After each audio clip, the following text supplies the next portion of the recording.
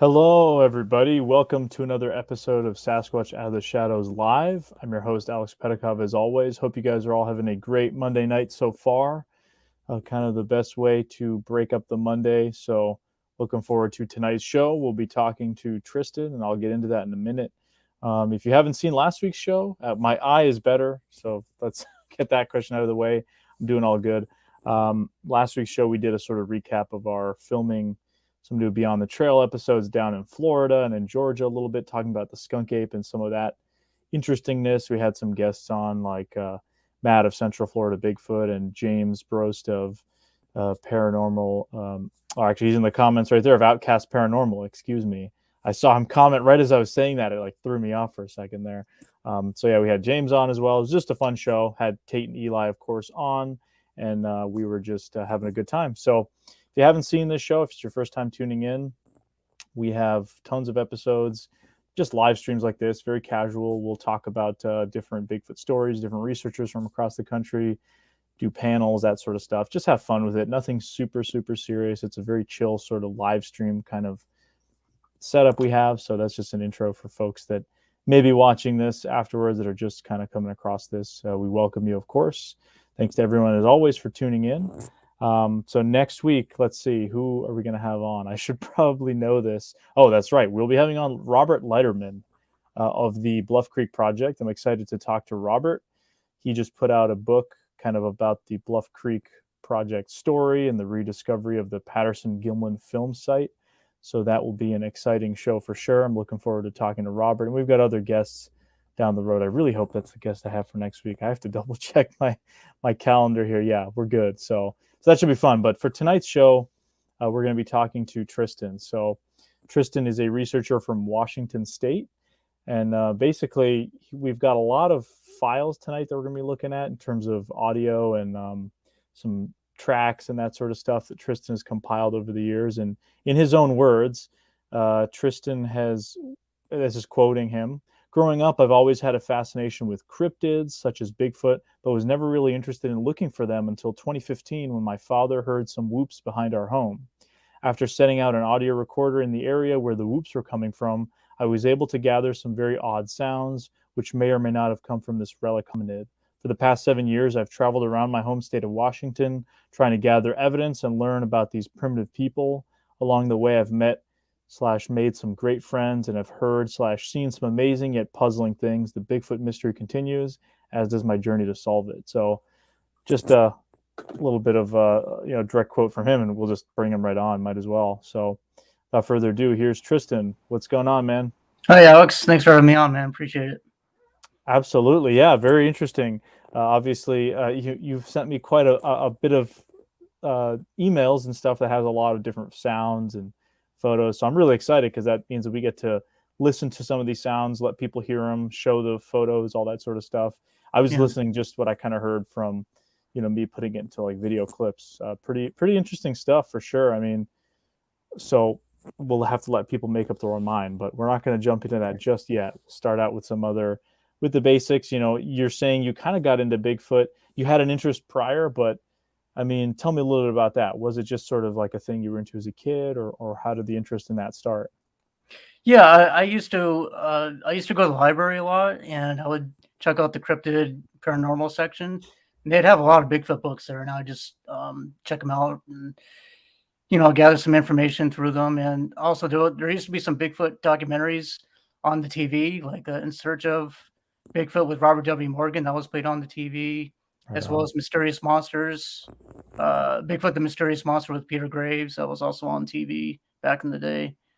It's funny, you don't see very many Bigfoot documentaries like that aired anymore. You have to find them on YouTube or something to watch them. But and also hearing the Hendersons also was a big thing growing up. So that seeing those got me interested in the subject, and obviously because I'm in the Pacific Northwest, right?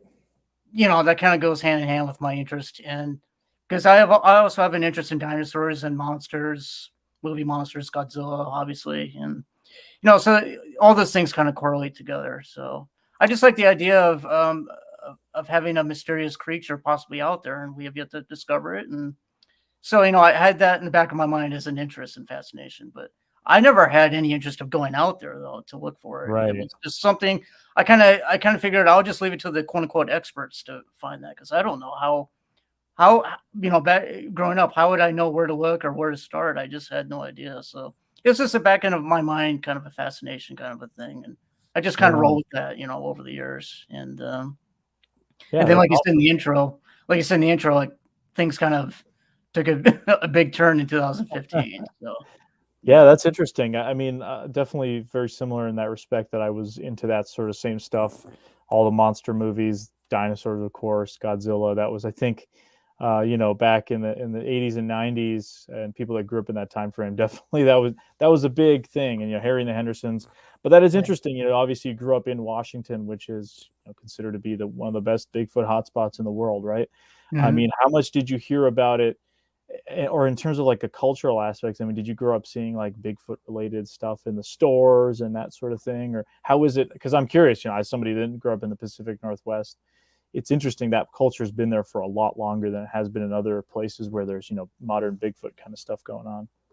Yeah, and even on the local news, it would be local news reports would have, interviewing people, witnesses and stuff like that. So off and on, you would even see some, Bigfoot reports on the news, just, you know, y- having they kind of make fun of it, obviously, the news sometimes, Right. but they would still have people on there telling their stories and showing locations around, Washington. So that was one thing.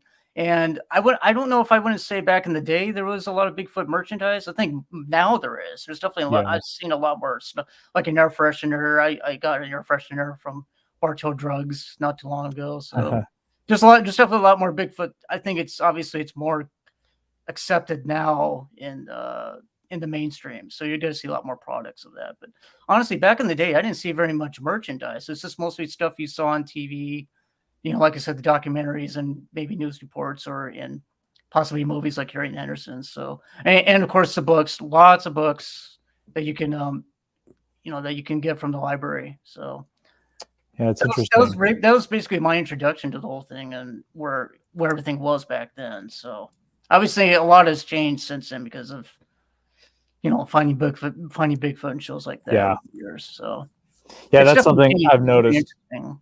Yeah, I've talked about that a lot. Something I've noticed, that post finding Bigfoot effect, where the fact that they just showed that there was reports in other parts of the country Yeah. outside of, I mean, a lot of people maybe back in the day thought, Pacific Northwest was it. There was some people with the Fouke, Arkansas thing with Boggy Creek, maybe a little bit of Skunk Ape, because that Right. was pretty big in the 70s too.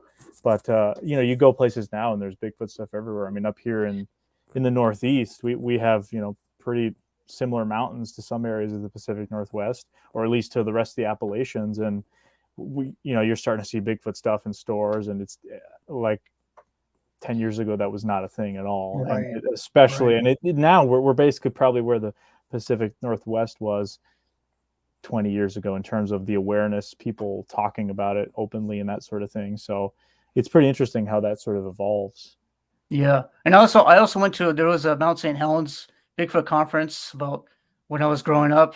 Oh, Will cool. Jepping was there and DeHenden was there. I think that might have been one of the last times DeHenden was around. Oh, wow. Yeah, Honestly, at the time, I was too young to know who these people were, sure, but we sure. have pictures of them, and that was pretty interesting just to go to, just to listen to them. But I did honestly back then, I had no idea who these people were, so it's pretty interesting to me that I was able to see them in person. So Oh, definitely. Now, yeah. when it gets into sort of the modern thing, now as I read, your father had heard some whoops. How did that all kind of transpire? And was it something you had even considered, or what was your first thoughts about when you heard these, or your father told you about this encounter?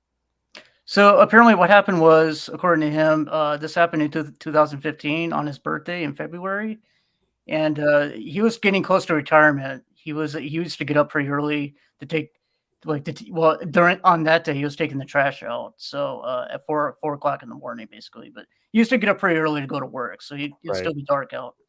So anyway, apparently, what he told me was he heard two whoops at two different locations on this hill that's behind our house.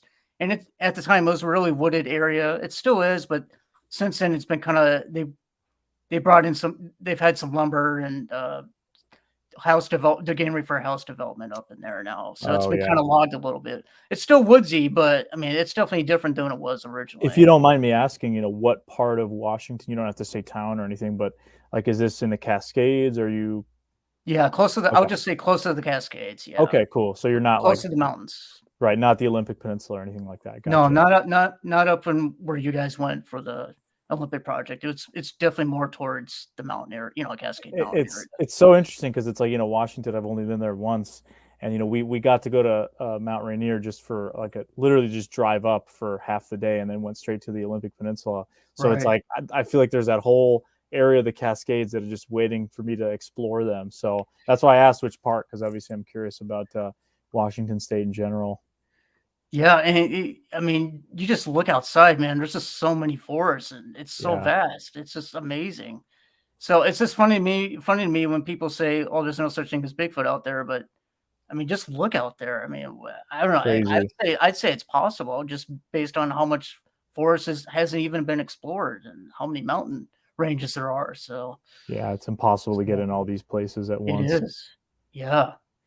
So, and going back to the whoop thing, so apparently he heard two whoops at two different locations going on. Like one would whoop in this direction and one whoop in another direction. It's kind of like maybe like a location whoop possibly. So Right. he heard that, and then he had to go to work. So he started going down the road here, and then he saw these elk standing in the road down the road here. And there used to be a lamp post down there, so it kind of illuminated the road, so he was able to see the elk. But apparently, a whole herd of elk is standing there in the road, Hmm. and they were all looking up at the hill, all of them. And they weren't even. Looks like, I mean, it seems like they didn't even care that he was in the road. So he actually had to swerve around them, go around them as they're looking up at the hill. They had, their attention was not on him at all. It was all towards the hill. So that really, I mean, for him, that really piqued his interest there. And then, but funny thing is, he didn't tell us about it till later. And when he did tell us about it, that's when me and my mom, that's when I really got excited and interested. And I was like, oh, I should go up to that hill. And that's what I did. I went up the hill. We put out a recorder up there and a jar of peanut butter and some peanut butter crackers up there. And sure enough, the next day I went back up there the next day. Sure enough, the peanut butter jar was not, there was no lid on it. But something apparently took its hand in there and grabbed some peanut butter out of this peanut butter jar. And I believe there's dermal ridges on the sides of the peanut butter jar. I think I might have sent you a picture of that. But if you didn't get it, no worries. But Okay. I still have the peanut butter jar. I can show you guys. But we believe there was dermal ridges in that. It looks like dermal ridges to me. So it seems like something put its hand inside the peanut butter jar and might have been eating it. But the weird thing is that my recorder had no scratches and no teeth marks. But when I listened to it, apparently an hour after I left, and it was getting it gets pretty, during that time of the year, it got pretty dark out late in the day. This is around like 4 or 5 o'clock. But like an hour after we leave, something comes in and it eats the crackers. It gets into the peanut butter apparently, and then it sees my recorder that's strapped to it's strapped to a log with a bungee cord. And apparently it notices it and it goes over to it and it starts messing with it. But there's no teeth marks, there's no scratch marks on it. So the possibility, I mean, if it was a bear, I would have figured it would have done any kind of damage to it, but it wasn't. So that was weird to me. And also, when you listen to the recording, there's a weird feedback sound, a real loud feedback sound in the beginning of it. And I don't know what that is. I don't know if it's associated with the animal that messes with my recorder, but it's very odd. And then right after that feedback sound, you hear a possible wood knock and a whoop. Oh, interesting.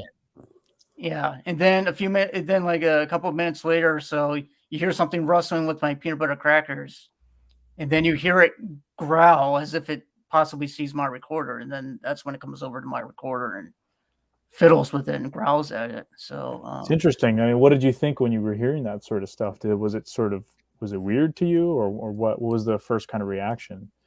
Well, it was very weird, and I I thought, well, if this was a bear, why didn't it show up and scratch up my recorder? Why was it even still on the stump? Because I mean, I've had bears possibly take my recorders over the years, and I know they would chew on them and Yeah, rip them apart. I've And seen them do it to trail cameras. Like trail cameras just get torn apart by right, them. And it's like, yeah, trail it's cameras because too. people argue, well, hey, why would a bear care about a trail camera or something like that? Well, a lot of the time, some of the electronics in there they use certain chemicals that can smell like honey or things, at least to them, like chemically. Right.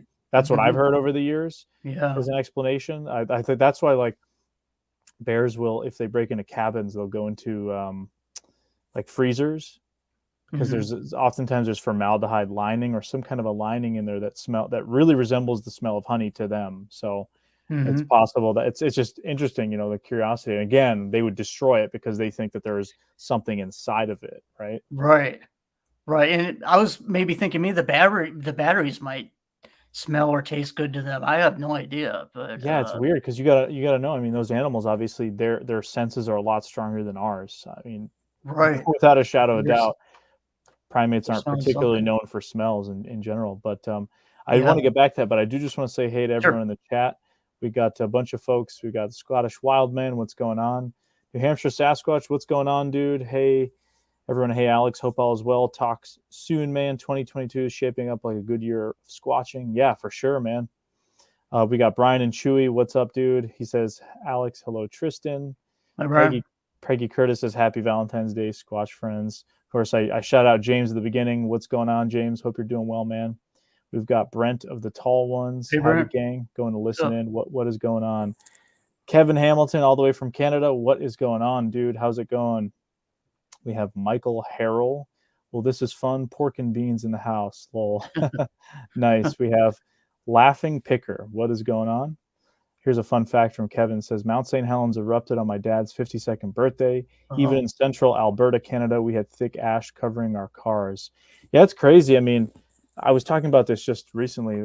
Eruptions, right? Mount St. Helens was a big eruption, but pretty small compared to like Krakatoa when that thing exploded.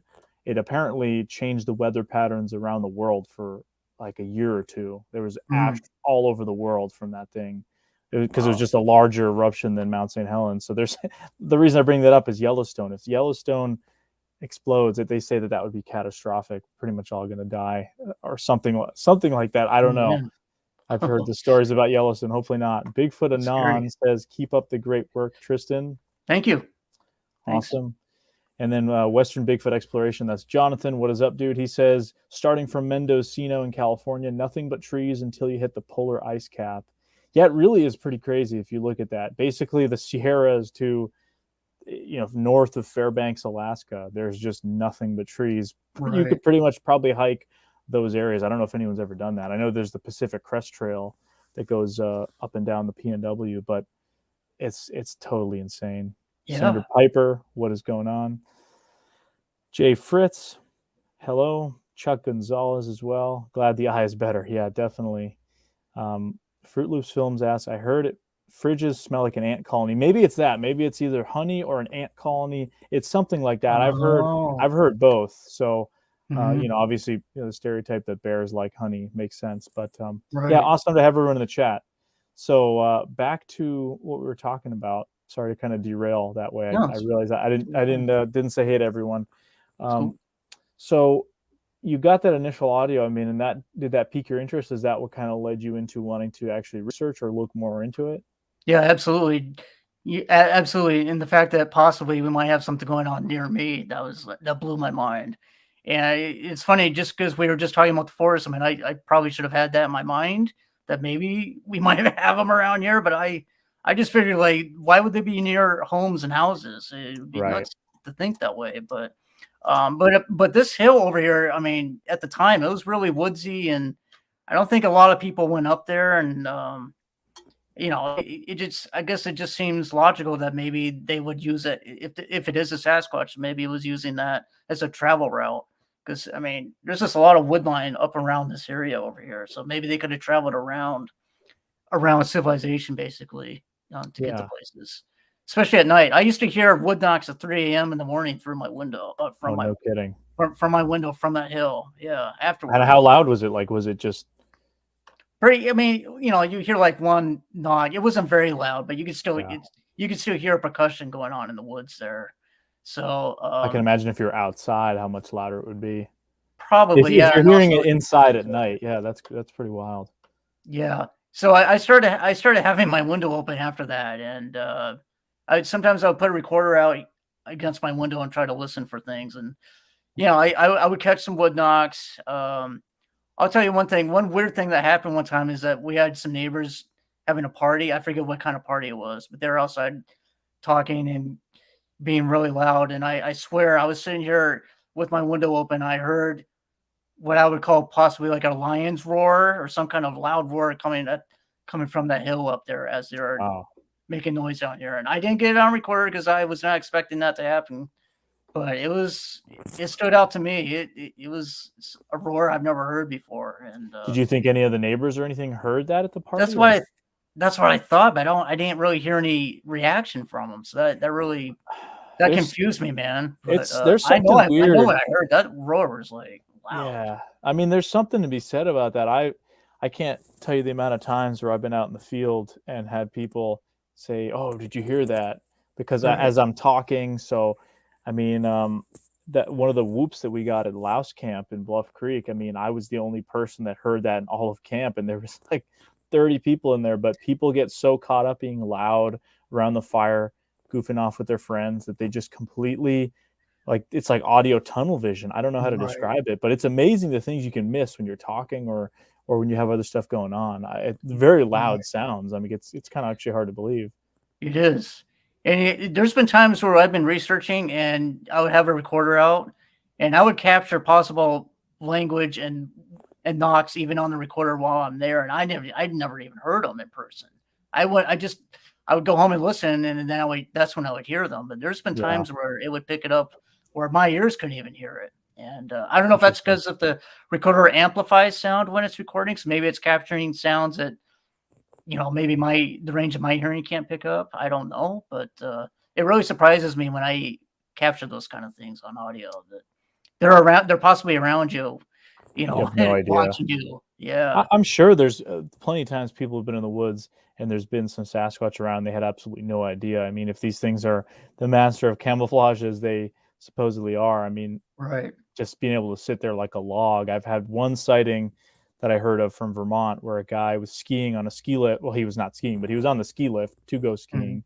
And he saw what he thought was like a tree sitting there and it was getting covered in snow. And he says, like, as he kind of looked at it, turned its head and looked at him. But he said, Oh like, if it hadn't done that, he would have just thought it man, was a like a tree stump or something just in the woods getting snowed on. Like there was snow on it, right. which is crazy. But Rock Kite Man says maybe the party goers were loud enough or drunk enough to not hear it. Yeah, That's that's possible, exactly what I'm man. talking about, man. Yeah, for sure. Yeah, We because just they were our carrying on. awareness Yeah, sucks. Our awareness is terrible yeah. in general.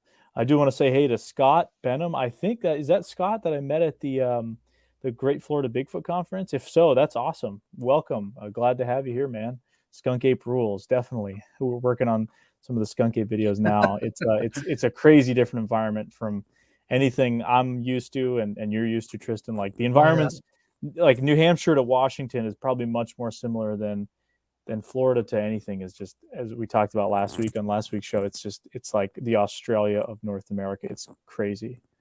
right. It's like a So whole nother world. It seems it like. really is. And so Yeah. props to Matt, Central Florida Bigfoot, and those guys. And I think he's got the right approach. He's going out there with a kayak, and that's Mm, really in some of those good. spots. That's the only way to get in, unless you go like chest deep in water and risk Right. snakes and gators. But Yeah, anyway, man. I digress. So let's get a little bit into some of these sounds. What do you think? Sure. I just want to say before that I'm Go not ahead. claiming any of these sounds to be Sasquatch. Sure. So anybody listening to these, don't think these are Sasquatch because I have no idea. I'm just putting it out there. And So yeah, you tell me. Do you want to do track photos or the sounds first or whatever works? I mean, I have everything here pretty much. sounds are fine. I Okay. just also want to say on that point that some of the sounds are not as clear as I would have hoped, and that's possibly because of the distance of the sounds. And also, I don't use the best equipment for these recordings. I use a lot of the recorders that I use are like $50 Sony or Olympus recorders that you can get at the store, and they're Right. they're basically meant for like meetings and things like that. They're not Yeah, meant for right. woods. So you get a lot of noise and things like that. And I've tried to reduce the noise on some of these, but it's just really tough with these kind of recorders. And so yeah. I just wanted to get out. Let's see, do I have it? So the best recorder that I have been currently using is called the Tascam DR05. Heard good stuff about the Tascams. Yeah. Yeah, and in terms of noise reduction, I mean, it has pretty good noise reduction. So a lot of this stuff comes in more clear. So you'll be hearing that in some of the sounds tonight, that some of the voices or sounds that you hear sound better than others, and it's probably due to this guy. And I've also had a parabolic attached to this, so some of the sounds also might even sound better because of the parabolic. But right. I just wanted to disclaimer that before you go into the sounds. Oh no, for sure. It's important. I mean, people work with what they got. A lot of times, I mean, if you're buying like, especially a multiple audio recorder, it's tough. I mean, money wise, to be buying like the top of the line ones. But I've heard a lot of people use that sort of stuff, and there's been plenty of interesting audio with Tascams and some of the Olympus and that sort of stuff. So definitely interesting. Hello, Cryptid Hunters, Florida. What is up? Brian says, I feel they are hiding in plain sight. I think about that when I'm hiking and covering a lot of miles, and how most of the time your head is down watching your step. Yep, because again, we're not we are not used to these environments. Jay Fritz says, you run through the palmetto bushes, you'd bleed to death before you get to safety. Oh man. I mean, they're rough. I don't know if I would say they're that rough, unless there's been some bad experiences. I guess if you're like anemic or something, yeah, they can cut you up pretty good. But anyway, so all right, I'm gonna pull up. What I did was you'd sent me a bunch of files, and I sort of put them in compilations. So some of them are standalone. So I'll start with the first compilation I have, and I'll just play the first sound that's on there, and then we can kind of discuss it after that. So how does that sound?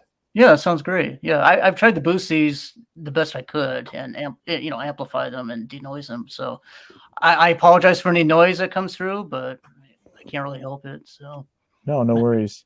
Let me just see. Okay, here we go. Let's try this one here.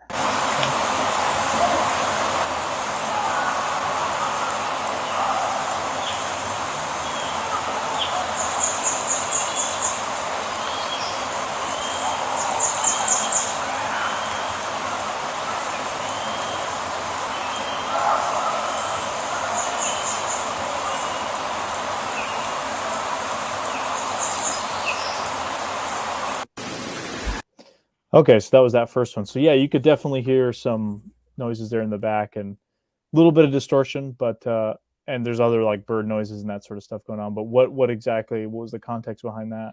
So this is one of my main research areas. That's not too far from where I am. It's there's a river nearby, and this is up on a high cliff area. You have to hike up.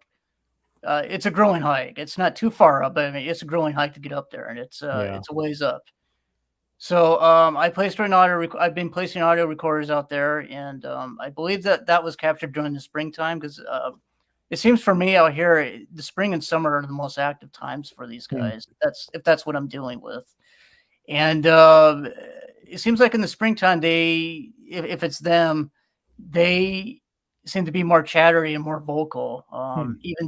Apparently that was during the daytime, but that was pretty far. I mean, where I placed that recorder, it was pretty far in the woods. And to me, what it sounds like a native language almost. And it didn't sound like an English language to me. So I thought that was very, very interesting. Now, what are the chances that somebody might be like hiking in that area? Well, I mean, it is accessible. I mean, I know there's hikers that do go up in there. It's just that I don't know how many actually go in there, though. That's the thing. Yeah, so it's hard to say. I mean, I'm not going to rule out people, but at the same time, based on what I'm hearing, I mean, the reason why I made a clip of that is just because it sounded like some kind of weird native language to me. So yeah, it's. I mean, I don't know many hikers that go out there and just randomly do noises like that, but yeah. I mean, so Fruit Loops film says sounds like a kung fu movie. Yeah, hey, I mean, it's Kung Fu Yeah. Sasquatch. That sounds like Kung Fu Sasquatch. I'd watch that movie. Dude, you Kevin better trade Hamilton those. says, "Wow, that was interesting." Jay Fritz says, "Sounded like people except for one really loud yell." And then Sandra says, "Please play again." Yeah, let's play it again. We got someone else saying, "Yeah, we'll play that I'm again." sorry about the birds. Oh yeah, I mean it's the woods. What do you expect? I mean, Yeah. some of the audio out here in the summertime, all you hear is bugs. So it's Right. we'll play that one more time for folks. Okay.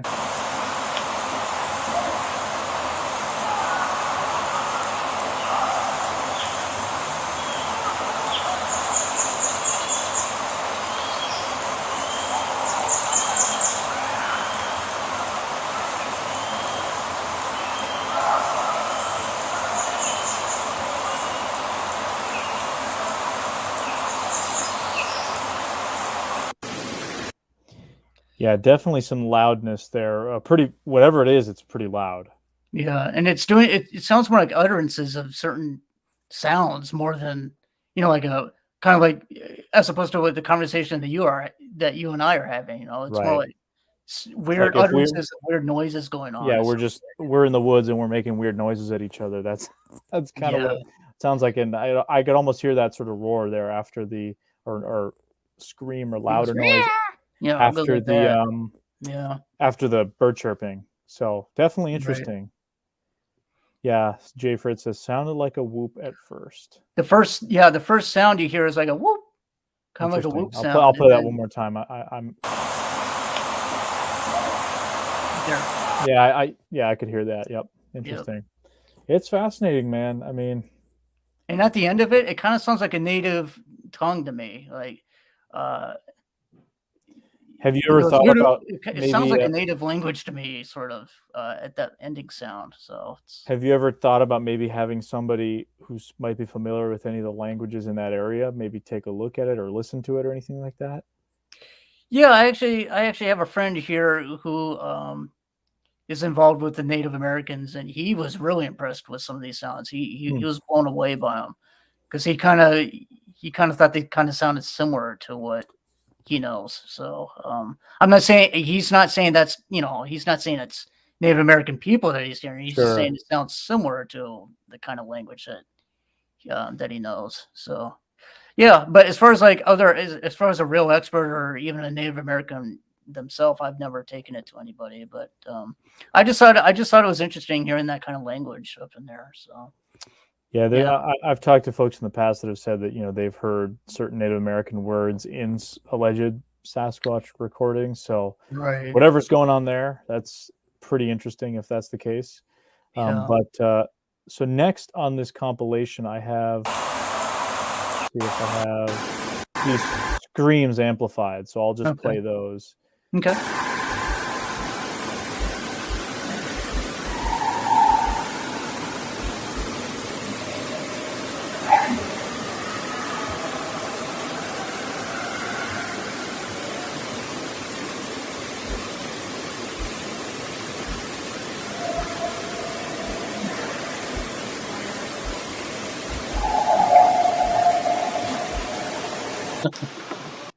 Interesting. Yeah, that was at Bumping Lake. That was at a place called Rock Camp that is one of my main camping areas there where I get sounds. And those sounds were coming behind our campsite, and there's nobody back there camping. It's all woods. And that was during the night. So there might have even, if there was Bigfoot, it might have even been close to the recorder too, because there's some sounds close to the recorder that you can hear as well. Yeah. So and this was placed on a hill up above our campsite, and it's really woodsy back there. And so I don't know. I'm not saying it's Bigfoot, but I mean the possibility is greater than a human in my opinion, because there's nobody camped behind our campsite there. It's all woods. So yeah. Yeah, I've heard a lot about Bumping Lake from a lot of different folks. The Olympic Project guys and gals have told me about stuff that happened there. I had Shelly Covington, Montana on a month or so ago, and she talked about having some pretty interesting experiences there with like rock throwing / wood knocks.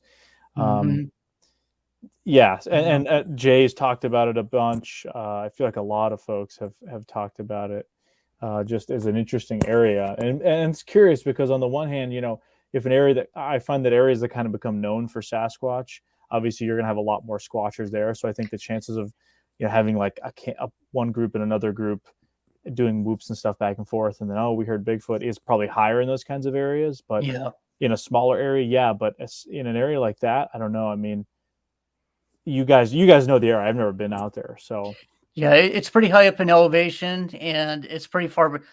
Bumping Lake is actually really far back into the woods there from the road. Yeah. It takes like an hour and a half basically to get to your campsite. So it's pretty far back in there by the mountains. It's near Mount Rainier. I was gonna say mountains. It's near Mount Rainier, so it's in that whole Cascade Range over there. And big lake, Bumping Lake is a big lake, so that's perfect for them, as a water source. Oh And yeah, there's isolated elk, location. big abundance of elk up in there, and deer and things like that. So they have everything, all the necessities that they need to survive. If that's what's going on out there. And yeah, it's a very popular place. In fact, that campsite where I got that recording, I mean, there's been times where we've come there and there's people who already camped there, possible Bigfooters. Yeah, right. They So would have to go to a they grabbed it different first. camp, basically. Yeah, and you're right. There's been times where we think these Bigfooters there might be doing their own calls.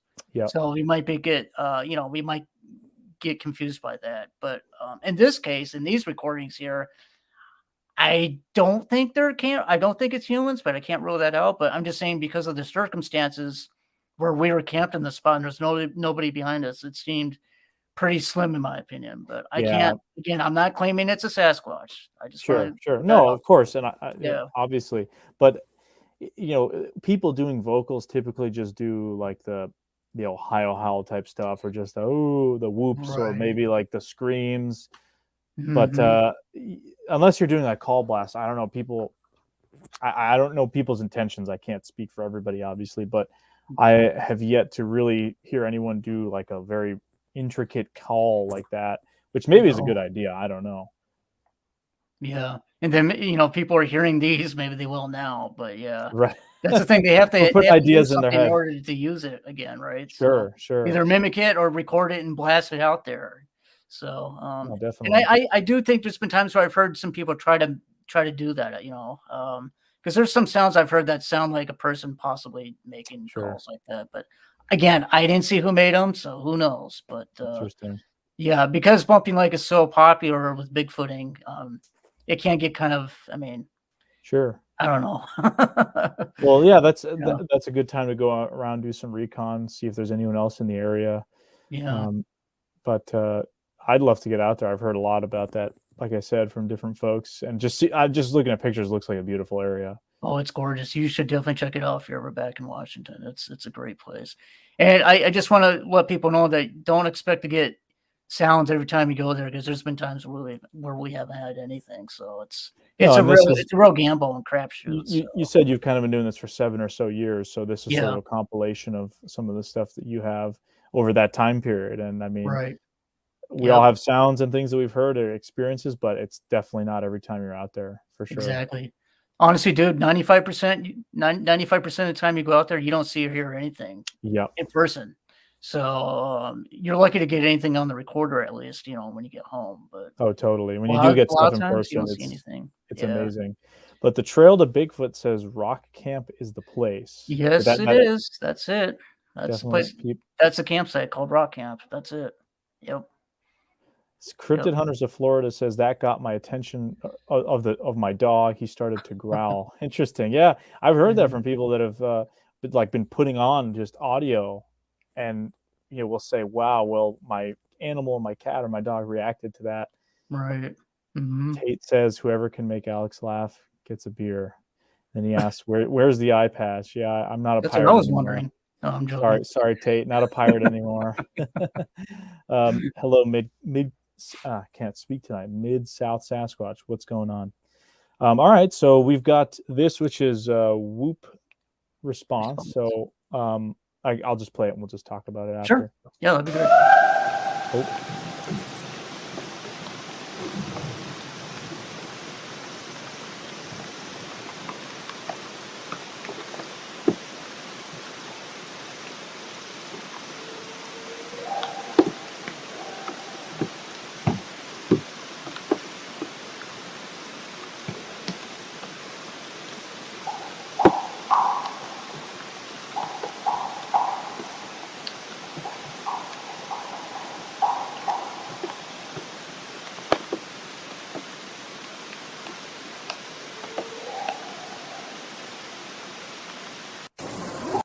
Interesting. Cool. So was that? Let me guess. What happened there was that one of you guys did a whoop, and then that sound, the first sound, was the response that you heard, and all the other stuff that happened afterwards, right? Is that what happened? Yeah, so that was me in the beginning there with the loud whoop. This is at a secluded lake near me.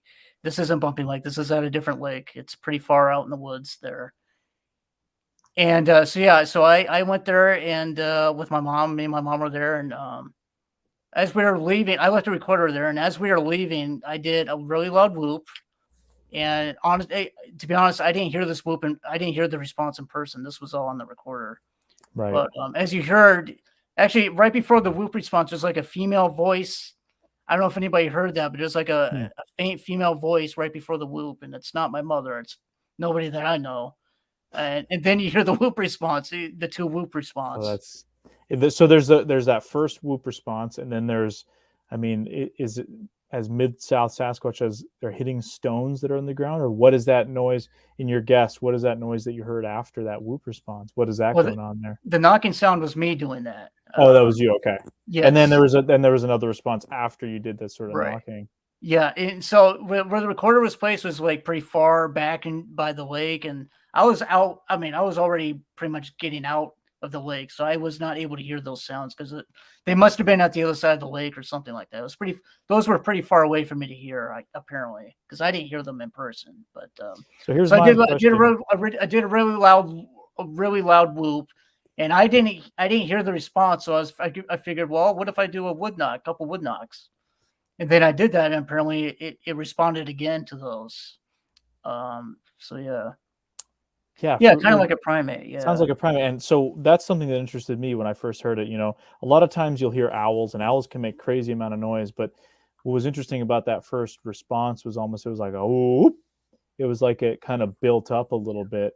Right. Now, maybe barred owls can do that. I don't know, but that. I'm going to play it again here because I'm really interested in that. So let's play that again. And also look for the female voice right before the whoops. There's like a faint female voice that you hear, kind of like a female vocal, and I think that could be related.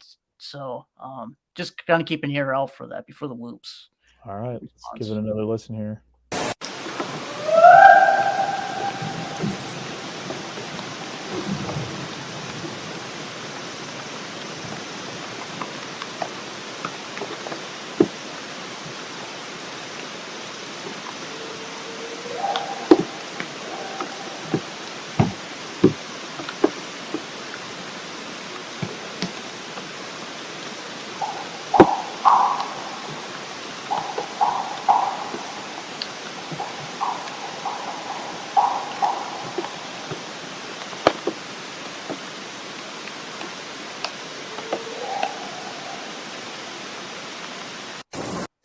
Again, I find that really interesting, that build up, especially on that first one, like that whoop, like it really builds up for like a second or so before it actually goes into the whooping noise. Exactly. Yeah. I've heard owls up there before, and that definitely didn't sound like one to me. So Mid-South Sasquatch, as I've heard them out here in the Ozark Mountains where I research at the moment, doing a stream in about 25 minutes. Oh, okay. There you go. But yeah, interesting. Okay. Yeah. All right. Should we just keep going with the sounds? Sure, man. Yeah. I mean, yeah. This one you titled Woo-Ha Mimic. So let's see what that entails.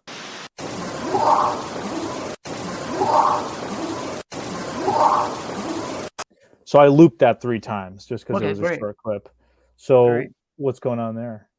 So we were at rock camp with some other friends, Bigfoot researchers, and there was like 4 or 5 of us around this campfire at rock camp. And I had a recorder again placed up on this hill behind the rock camp, behind our camp. It was facing the woods, and one of my friends at the campfire did a woo-ha. I don't know why he made that noise, but he did. He just happened to do that at the campfire. And then almost immediately there was that response there that came from behind the hill there up above us. And we actually heard that. Some of us heard that. I heard that from the campfire. And it's pretty. I think he does it twice because there's like another response to it, another Yeah. possible mimic to it. So But yeah, there's woo-ha too. So what I'll do is I'll play that woo-ha again, and then I'll do the second one is right after it. So we'll just play them both real quick. sure, that'd be great. Mhm.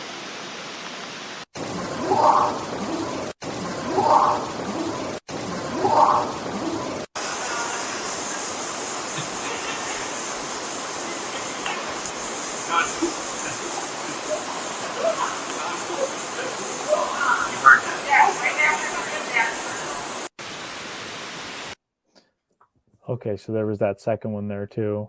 Yeah. So all that noise until the guy goes, "Did you hear that?"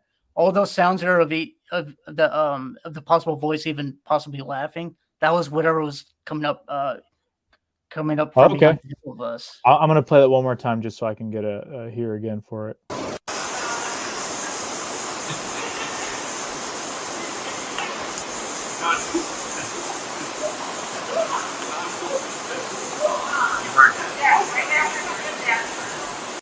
So even the woo-ha? The woo when it goes woo woo woo woo-ha, woo, And then woo-ha. he asked the question there right at the end, right? Yeah, he goes, "Did you hear that?" He asked one of our friends, "Did you hear Yeah. that?" And she goes, "Yeah, I heard that." Was there So like a everything possible knock in before there?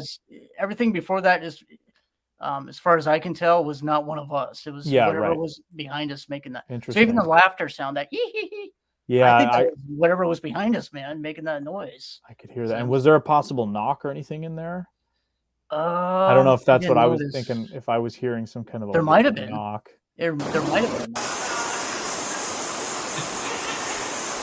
Oh, maybe. Yep. Maybe, possibly, yeah. Something. I don't know. I don't know if you guys Yeah. heard that in the spot, but did you actually hear that noise while you were out there? I heard that noise, but I didn't hear the rock clacking sound. But I did Okay. hear that behind us. Yeah. Mhm. Interesting. Yep. Sure did. Ah, man, that's fascinating. Yeah. So Can Squatch says may want to run these through a spectrometer. A spectrograph. Is that different from a spectrograph? I don't know. I don't know. I've seen some of the sounds on a spectrograph, like where you see the orange and the little bumps and things like Yeah, that. that's just kind of that's how whenever I get like long form audio, I throw in the spectrogram to just be able to see where might be an area of interest. Right. So Kevin Hamilton asks, are most recordings typically at night, or are people getting some of these in the daytime as well? I mean, you can For me, speak for both, yourself. man. Honestly, I'm getting them during the day and at night. It seems like if you're at a campfire and you're making noise, they're just going to come in and watch you possibly, and then they'll converse amongst themselves, thinking that that you're not you don't have an audio recorder up there, listening to them. But I think though, I think that's the thing is that I like the idea of having them come to us as opposed to going after them. Sure. So I think that's kind of important. If you're able to do that, you can get them to come to you basically and have them watch you. And then, hey, if you're lucky, if you got an audio recorder, maybe you can get them on audio talking amongst each other and mimicking us possibly. So Interesting. yeah, there's a couple times I've heard some possible whoop-like noises during the daytime, but mostly during the day I've only ever heard knocks, and at night that's when the whoops and that sort of stuff, possible whoops, have been heard. So but I don't know about other folks. Some folks maybe get stuff in the daytime, maybe not. New Hampshire Sasquatch says sounded similar to my Salmon Falls recording with that whoop. Yeah, he's got a really interesting whoop noise from up here in New Hampshire that is like really, really good. I'm sure he'd send it to you if like you gave him his email or something. Yeah, I'd love to hear that. Really interesting. It's very clear too. I mean, he kind of explained the context to me. I don't know if we played it when I had him on my show over the summer, but really interesting. Brian says, as always, Tristan, love hearing your research, man. Good stuff. Thank you, Brian. Yeah. Hello, Sharon. Hello, Kim as well. Hello. How's it going? The Scottish Wildman says, send those to Sawdust Beast. He's good with audio. Interesting. Okay. Yeah. Anyway, all right. Well, we have more audio to keep playing, so I'm just going to roll with, I think the next one is Woo Call. So we'll go with that. We're not calling the woo. It's just a woo sound. Right. Yeah. Right. Yeah, I know. I'm just kidding. But that's what it sounds like. That's why I named it that. No, it makes sense, right? Yeah. The shoe fits, wear it.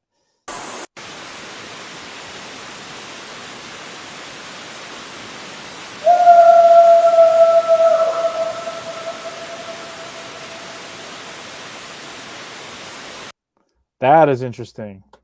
Yeah, that was at Bumping Lake at a place called Rock Camp. It's not Rock Camp, excuse me, California Camp.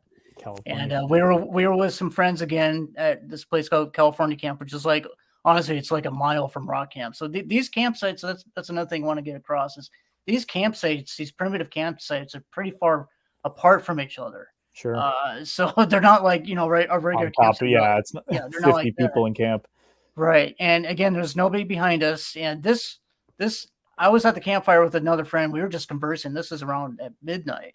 And all of a sudden, this thing just pops off right behind us up a little ways into the woods back in there. But it was like really close to us. How loud would you like gauge it was in Well, person? really, really loud. I even had to amplify this a little bit, but it was really loud. It was. Yeah. It's hard. It's some of these calls, like even if you play the epic sounds later, I mean, hearing that stuff in person, man, is just ridiculous how loud it is. That was really interesting.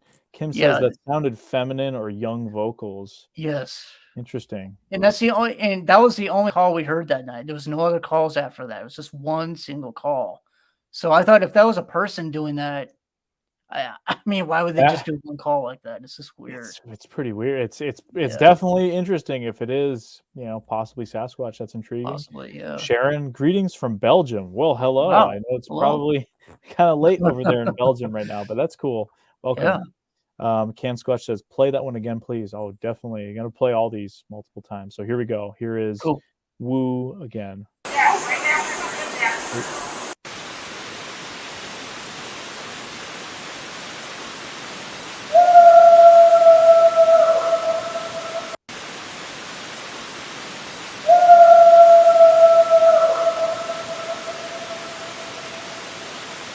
That carried. You could hear the echo on that. Right.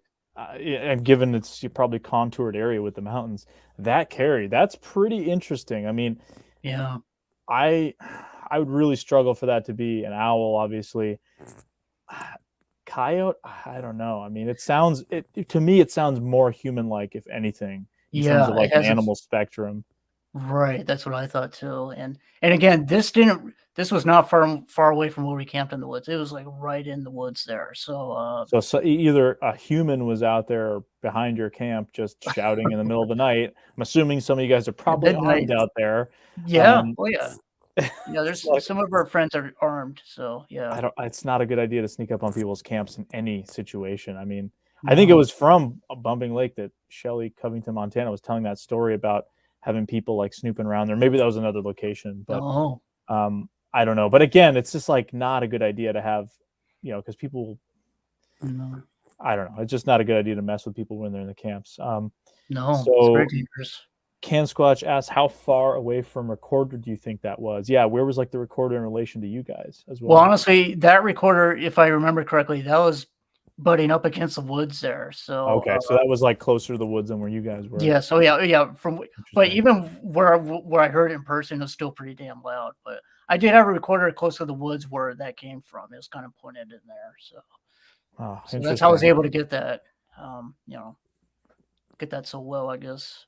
But it's pretty freaky when you hear something just all of a sudden, like out of the blue. Yeah, it's startling. That's got to be startling. It's very startling. Yeah, very startling. So I've been woken up in the night by coyotes going off. You're not that far from camp, and it's just it'll shock you. Whatever it is, it's a surprise to hear something like that in like the dead of the night. Just something goes off. Absolutely, it's very interesting, very startling. Yeah. Sharon says it's 2:58 here, Alex. Well, wow. Thanks for sticking in there. Awesome. That's great. Hopefully you have nowhere to be early in the morning. Yeah. Okay, that's the first compilation. I have here just a standalone file, which I'll play, which is just called Growls. And then we'll just play that and see what that sounds like. Sure.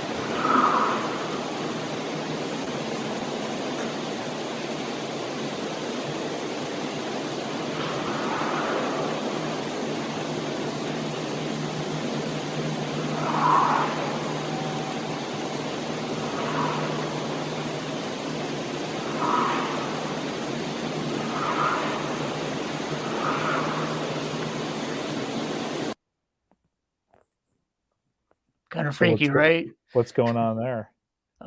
So this was this was at another lake towards eastern Washington. I'll just say towards eastern Washington. It's another lake there, and it was just me and my mom camped at this campsite, and there was I left out an audio recorder in these woods not too far from it, and we just happened to catch. I don't know what I don't know what's going on, but there's something growling. I think it's growling there. It's growling pretty loud, and I think they might have been passing through, passing by there. And I don't know why it was growling, but it was growling for some reason. And if you heard in that clip, there's a point where it kind of sounds like a human, kind of like it goes rah, kind of like a human voice growl kind of a thing going on there. So that really got me interested. That really piqued my interest in that recording. So yeah, I'll play it one more time here for folks.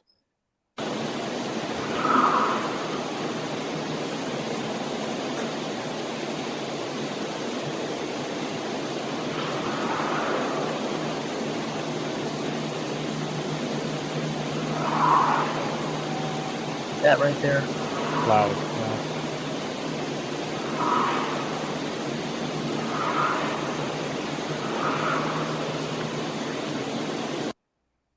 And in that area, we had a friend tell us that he saw 2 Sasquatch in that same area. Oh, right on. One time. So that kind of got me and my mom interested to check the area out. And so first night we were there, man, we just left that recorder out and got those sounds near our camp. So I don't know what to say about it. It's odd. It didn't sound like a bear to me. Kevin Hamilton says that was creepy.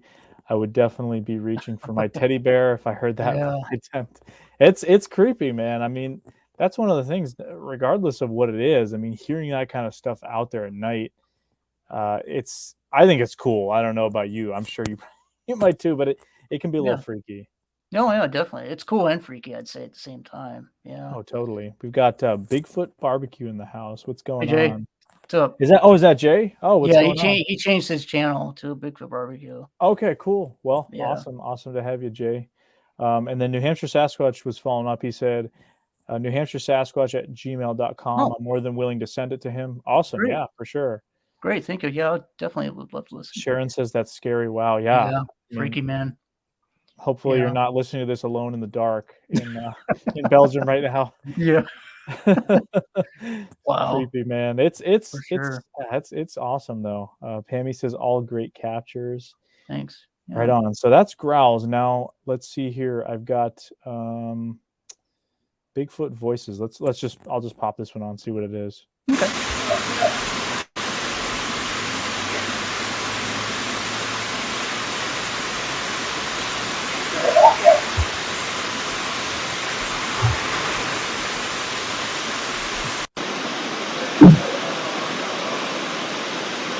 Oh, sorry. No, that's okay. Skipping through that first one. So Bigfoot voices. What's going on with that? Is that? Yeah.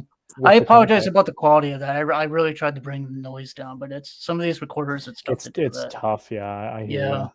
So that was at Rock Camp, and I had that task cam placed up behind our camp, and I just had it pointed towards the woods, and I think they came in and checked us out, and they were just talking amongst each other, and a lot of the clips you'll probably play tonight are from that spot.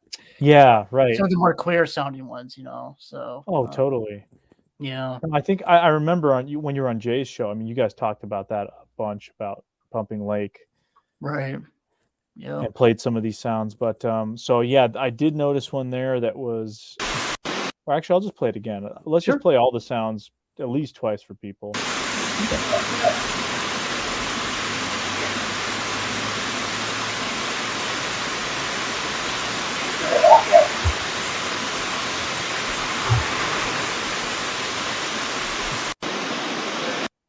Yeah, so there's something going on there. Again, there's like little utterances, right? Like little, like some weird. It's not like you and I basically talking. It's like some noises going on. So that's really got me interested with those. So yeah, here's Jay says I met Tristan at Rock Camp. Yep, right on.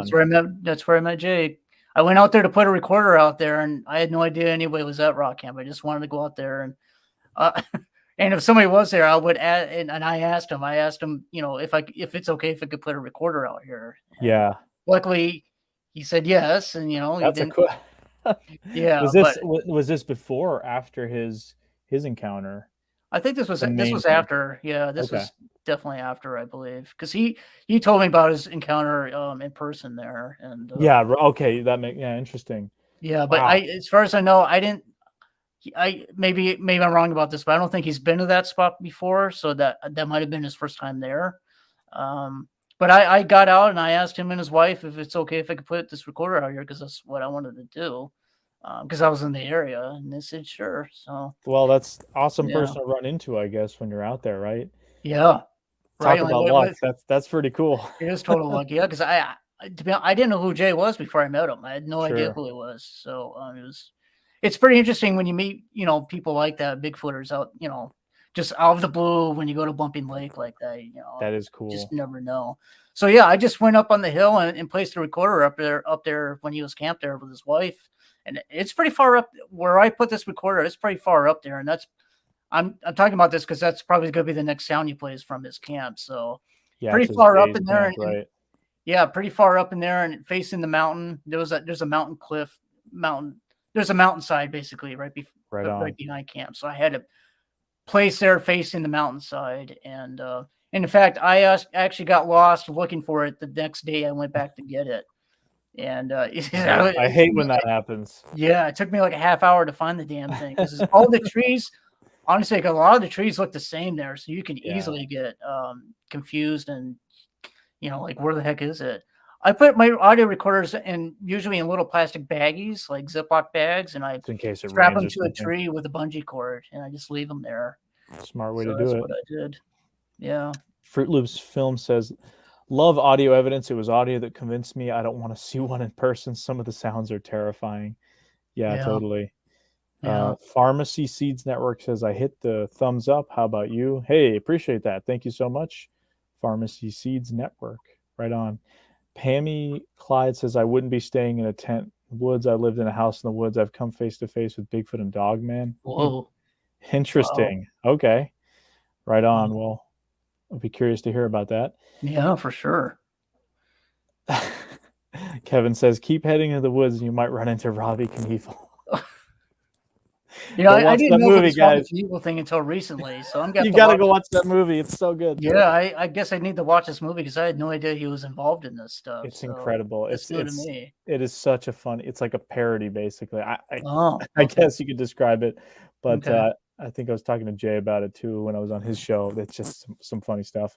But anyway, so all right. Speaking of Jay, let's play the Bumping Lake speech. Jay's camp. That's the next sound that was on the docket there. So here we go. Okay.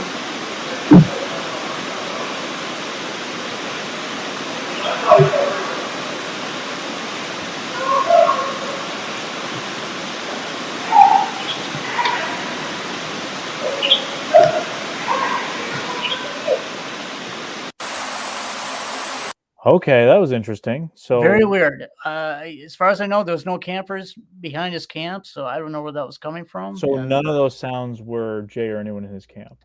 I don't believe so. I mean, if Jay wants to say anything about that, go for it, because that recorder is placed pretty far away from his camp. So yeah, okay. And it was not in the direction of his campsite. So if it was him, let him speak on that. But I have no idea.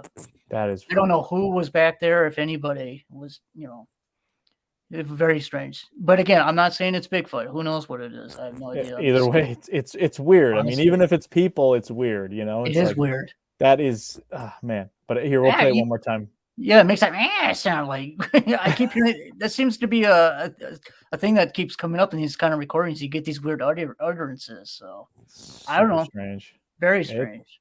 Here we go. Here's it again, folks.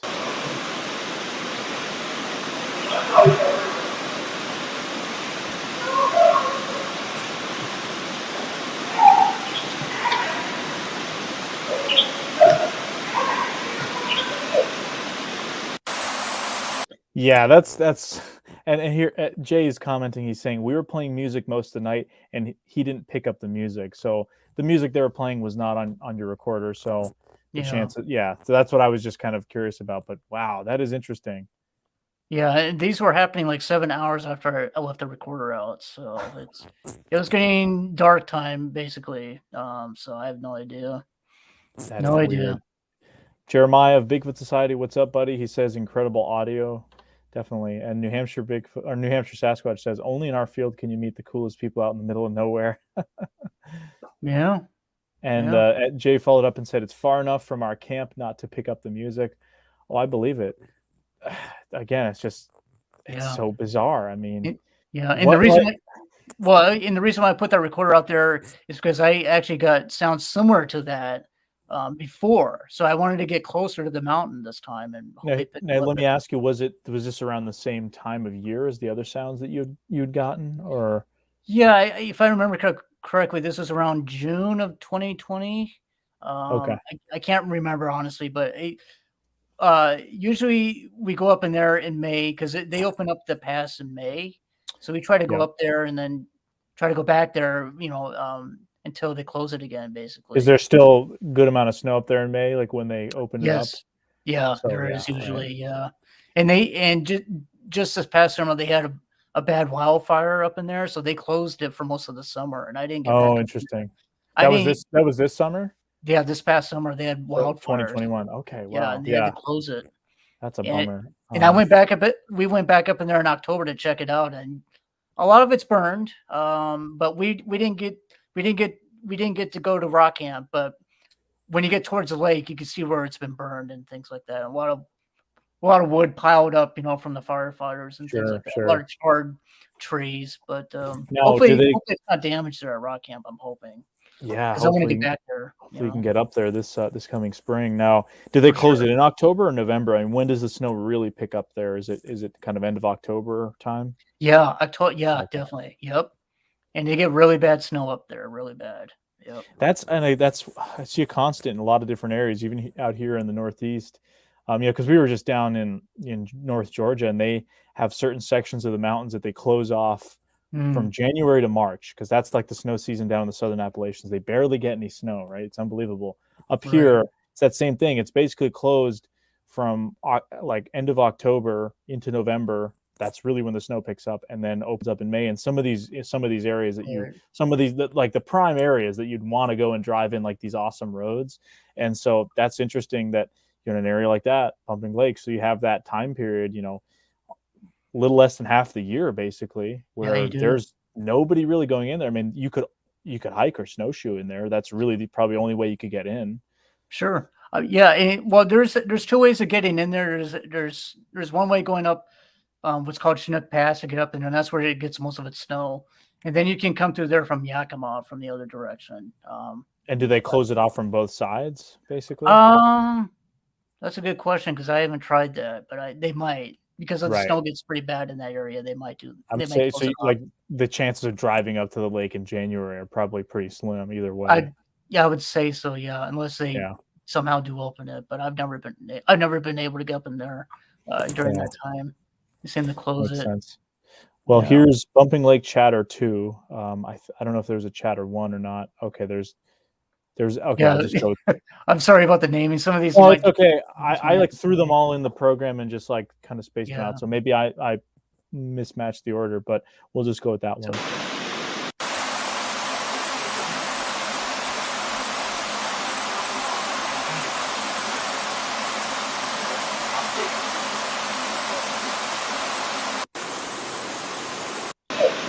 I'm just gonna play that one again.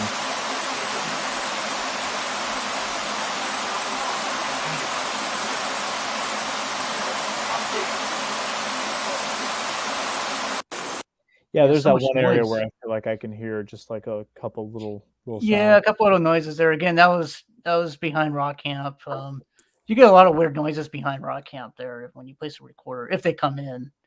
Right. But yeah, I apologize about the noise on that. That's okay. Yeah, just a couple of weird, language noises. I don't know. I have no idea what's making it.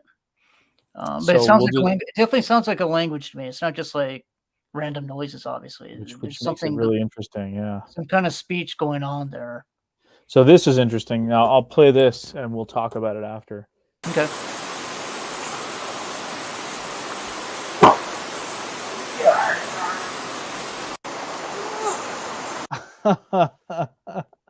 All right, sorry. I'm gonna play that one more time here. Sure. Yeah.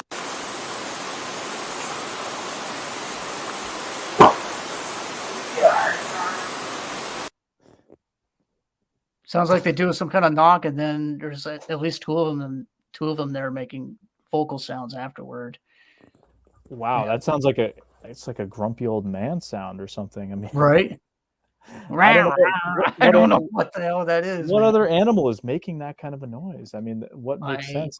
And I'm really interested in those ones where you hear the knock and then a possible, subject or kind of suspect Right. sound, because I mean, what animals are doing a knock and then some sort of a noise? That kind of, for me, puts it in a little bit of a very interesting category. I'm gonna play that again just because I think it was Sure. frogman question mark. Okay.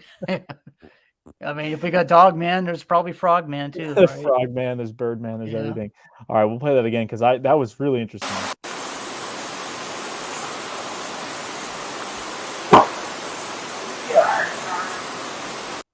It's almost like, yeah, I don't know. It's interesting, man. It really is. I'm kind of like, I don't know what to say when you hear something like that, because I've heard audio like this in other areas, other parts of the country.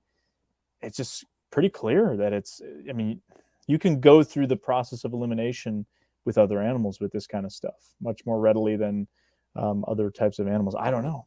Yeah. Yeah. As Jay says, And it if that sounded was like a grumpy old man. Yeah. and if that was humans, like why would humans be doing that? I don't why would they come up with those kind of noises? I have no idea. So it's very strange. And I'll just say to your point of a knock and hearing a vocal, I've had instances up in my my research area here where I would leave an area and then minutes later you would hear a wood knock and then a vocal following. Yeah. As I guess it's telling others that I've left the area and it's clear now. You can do your thing. But I've had that a bunch of times. And that makes sense. I mean, that seems like a pretty smart kind of thing to do. You're reconning your area, and then the possible threat or the guy who's interested in us is out of here. So hey, it's all good, guys. Right. Coast is clear. You believe in that sort of sentinel stuff where they say that there's maybe one that's kind of watching if it's a family group or whatever. I don't know, but yeah, man. All right, I think let's keep. Possible. I want to keep going because I saw there was another one after this. Sure.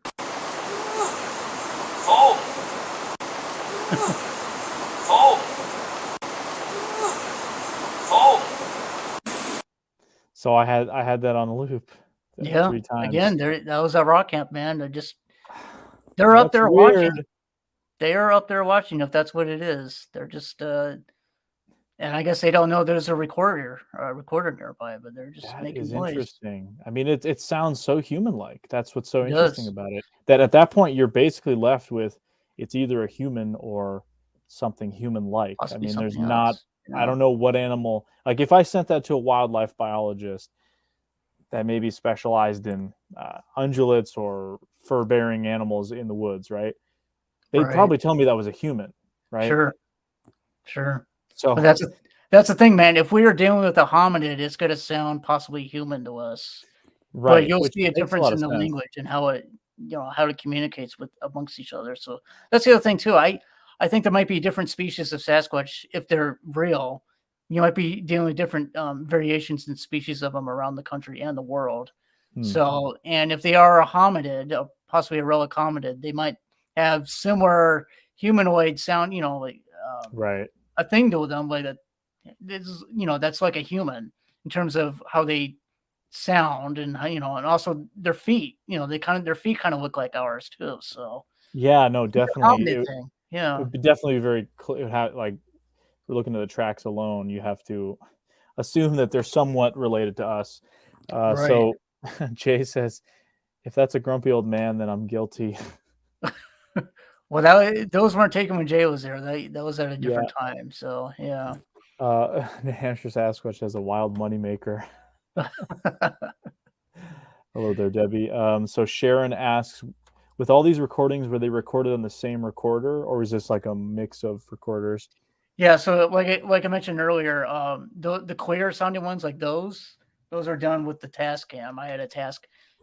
When I go to places, when I go to camp out, I use the Tascam basically because I don't want to lose. Makes sense. So I use that at this so far at Bumping Lake. I just recently got a better recorder, so I'm going to be using that next time I go up there. Hopefully, we'll get better sounds than this can get. But yeah, I usually place this up there at Bumping Lake and get those kind of sounds. Crazy. And another I don't know if I can get one here. Oh, here's an example of a recorder that was chewed up by a bear. Oh, look at that. Yeah. Do you have was it totally busted when you got the sounds, or could you hear the sound of him like attacking it?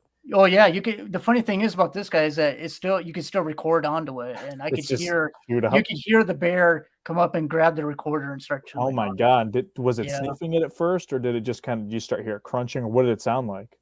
You can hear something kind of like walking up towards it, and then you just all of a sudden you just hear this, and it starts glass breaking and things like that. Oh my god, that's wild! A lot of crunching, and then. And and I found this on a stump, just like laying up like this, right. just on a stump, just out of nowhere. So he or she quickly gave up and realized there was no ants or anything in there. It's funny, man. It really is interesting that kind of stuff happening, because that's just and it goes back to the point you were talking about earlier with your other recorder. You know, something going up and messing with it and not having that happen to it. Right. So that's the thing. Like you do have to worry about other animals in the area, and you know, it's not Sasquatch. You got bear and cougar, and here's another recorder that I use. It's not broken or anything, but it's just that one hasn't been chewed yet. So no, not yet. Knock on wood. But yeah, but see, these are the kind of recorders I've also been using. These $50 ones where you get at the store, and they don't have the best quality. They're meant for meetings and not. Sure, but I mean, anything is better than just hearing it with your own ears. If you can at least get it recorded, I mean, you have more than a story to tell. You at least have some secondary evidence instead of just anecdotal. But I'm interested in this one: Bumping Lake, male and female sing. Let's hear this.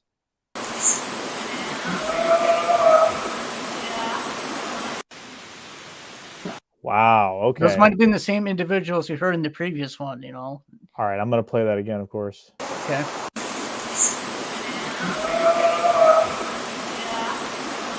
That is weird. I'm going to do that one more time, because I'm going to play both that first one and then that one. So we'll go with that.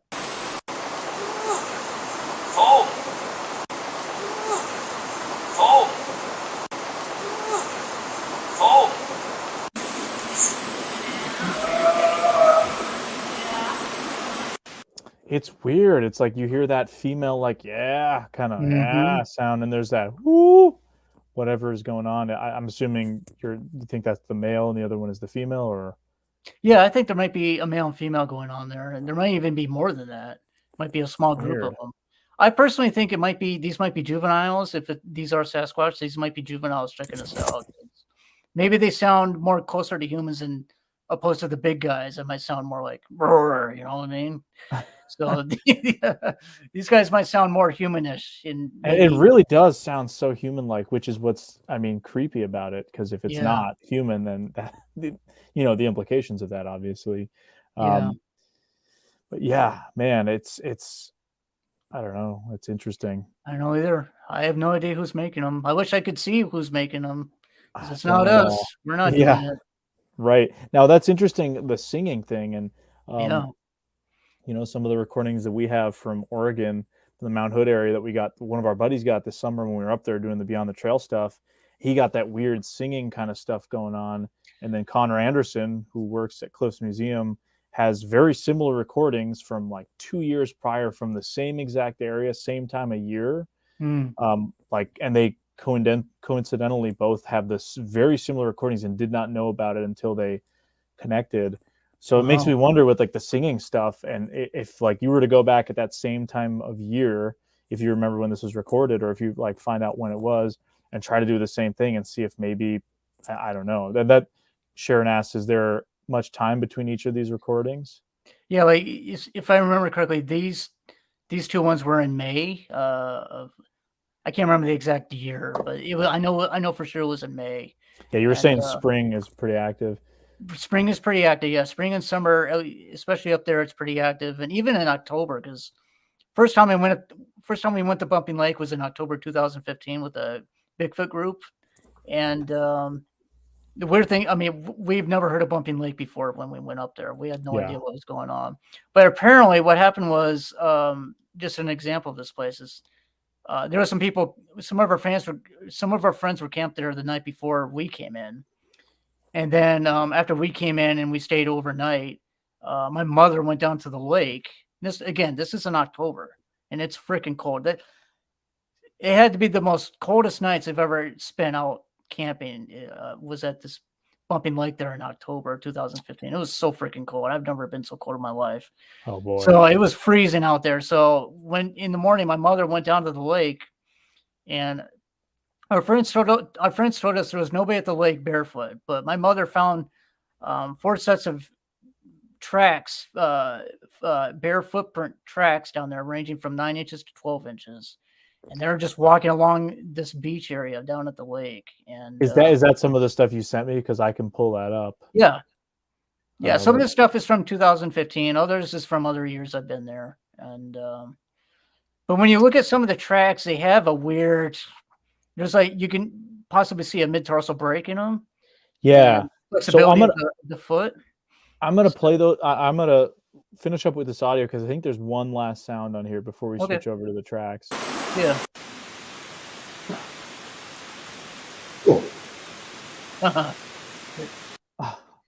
That was taken in the Blue Mountains, close to where Paul Freeman. Oh wow! Yeah, Blue Mountains. That's close to the Oregon border. And my mother. I mean, that is like a. Oh yeah, it really is like a gorilla sound. Almost like a gorilla sound, right? Dang, that's wild. That was going on at night when my mom. I didn't go with them on this camping trip, but my mom was with some friends camping there in the Blue Mountains, and that was going on during the night. So it sounds like your whole family is kind of at least aware of this stuff now. When you guys research together, or like you always bring some recorders when you're out camping? Yeah, me and my mom have basically been doing most of the camping and sending out audio recorders, and she and I go into our research areas around near me a lot. And that's a super cool thing to do with your family, man. That's awesome. Yeah, and she places out. She tries to gift as well, and she's had some things taken. And sure, but honestly, I've never gotten anything on camera I've never gotten a Bigfoot on camera taking anything. So I've taken them, but yeah, we try to leave out things for them, and I don't know. It's just a never-ending cycle. You got to keep at it in a certain area, and hopefully you can get something. But yeah, she and I have been going on these campouts around Washington State, and that's really cool. That's just like a fun thing to do with your family. I mean, that's get people on board. That is awesome. I gotta say. Yeah, and she's retired, so she's able to get out and do that kind of thing. So sure. Yeah, I would love to go out. I would love to squatch out of state sometime, because I've honestly only done this within Washington, but it would be interesting to get out and see what else is out there. But there's a lot of stuff out here, a lot of stuff in Washington to explore. I'm just going I'm totally fine hanging out around here trying to find places. Well, that's what I keep telling people. I mean, when it comes to Washington, a lot of like the Olympic Project guys and some of those folks that I become friends with, and like Jay and other people that are in Washington. Right. I mean, you could spend a lifetime just in like the Cascades alone. Then you have the Olympics. You have, that Paul Freeman area down into Oregon. I mean, you're not that far from British Columbia. Like, you have so much in that one spot. Unbelievable. And so for myself, obviously been super lucky to really go to a lot of different places across the country. It's always such a tease, because it's like, man, I wish I lived here because I could get into these areas so often. And then I kind of remember when I go home, well, I have areas that are pretty similar to this. So, but it's just really interesting to be able to compare kind of the different areas. But something about Washington, man, it's definitely an interesting spot. Here. And I don't have to go very far. I mean, apparently for me, I don't have to go very far to find these guys. And I wish I knew about this stuff earlier in my life, and I probably would have gotten out there earlier before 2015. If amazing I knew how that happens. Yeah, it's crazy. Yeah, these were cool. I'm gonna play them one more time here for the male and female, because these are probably some of my favorites with the oof there at the end. Okay.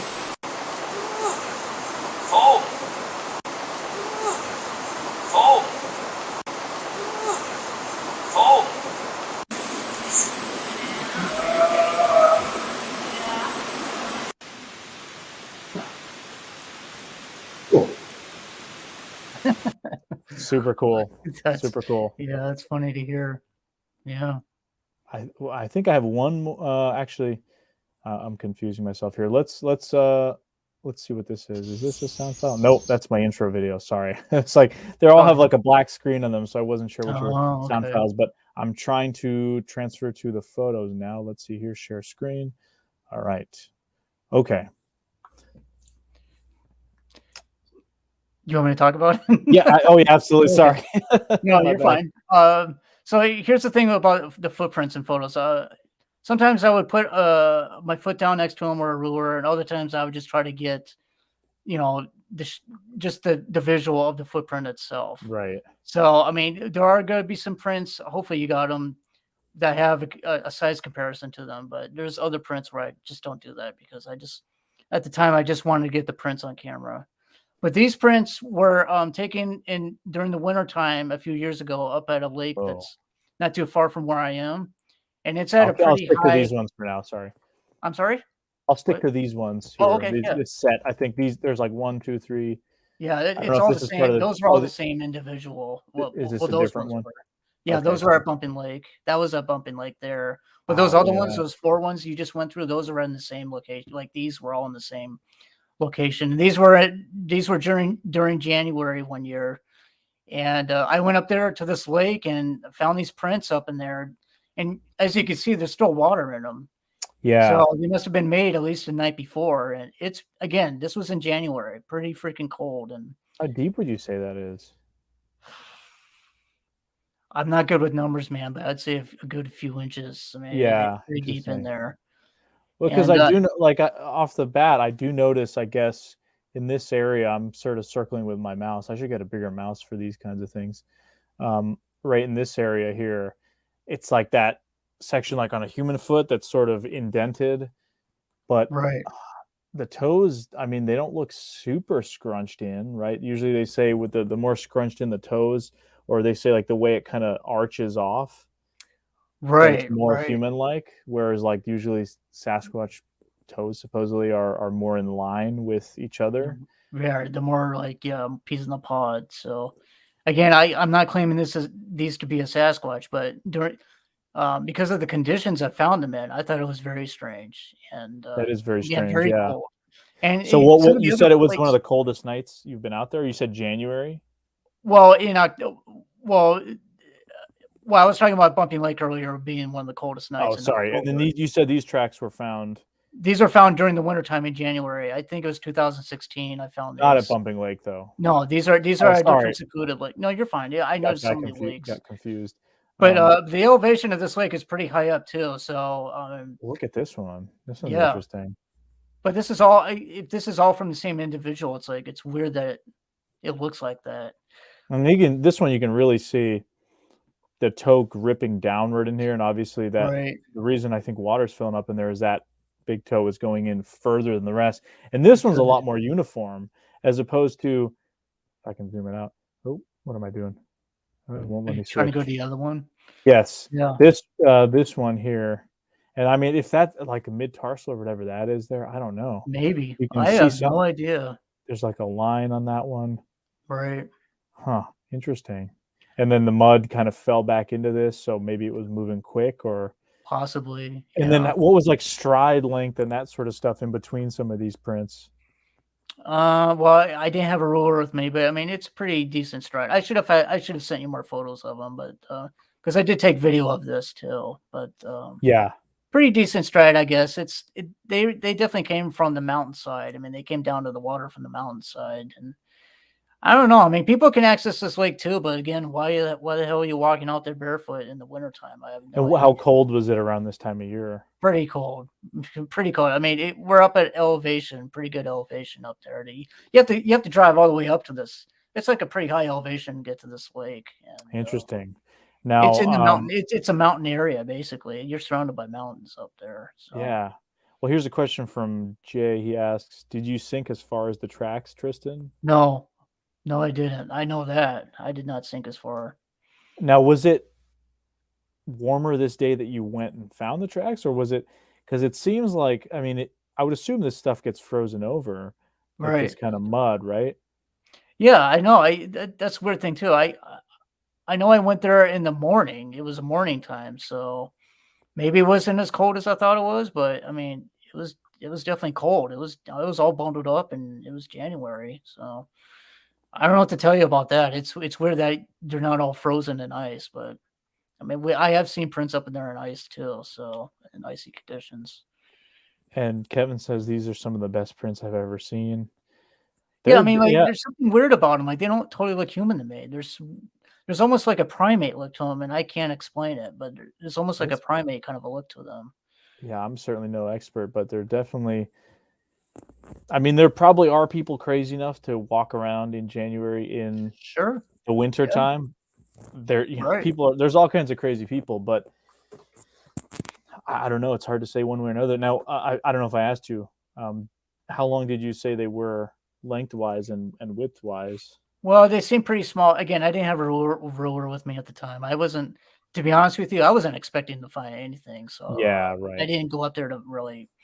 I don't know. I should be more prepared every time I go, but I just went out there as a whim because I just wanted to see if there was anything. But they're pretty small. They're not big prints. That's the thing. I think they might be juvenile prints, and I believe the juveniles like to frequent lakes and shorelines and things like that. And the lake was down at this time. Like this, the water is down pretty far at this time, so I was able to walk out along the edge of the lake and hopefully find prints.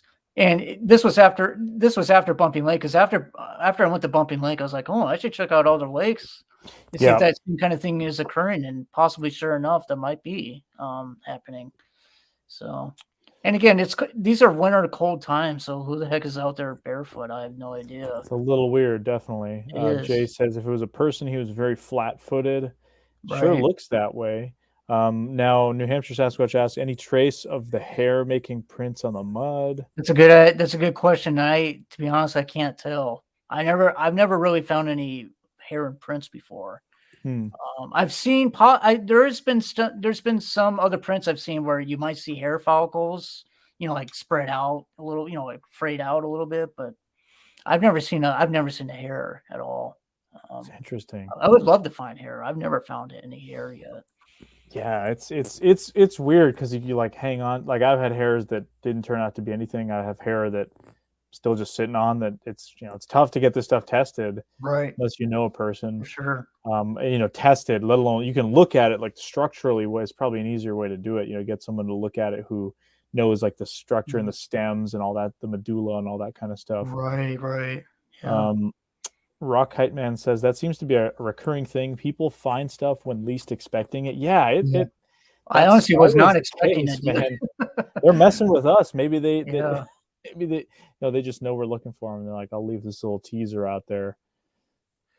Yeah, I mean, crazy. With the whole Patterson thing, right? Like they were looking for Bigfoot, but at the same time, they just happened to spring on randomly, happenstance with that one. So, and that's yeah, he's right. I mean, a lot of encounters and things are just like happenstance. They just randomly happen. So it's not when you're just looking for it. Yeah, for sure. Kim has a good point. Each expedition is a lesson learned. Be prepared for anything after seeing these. Yep.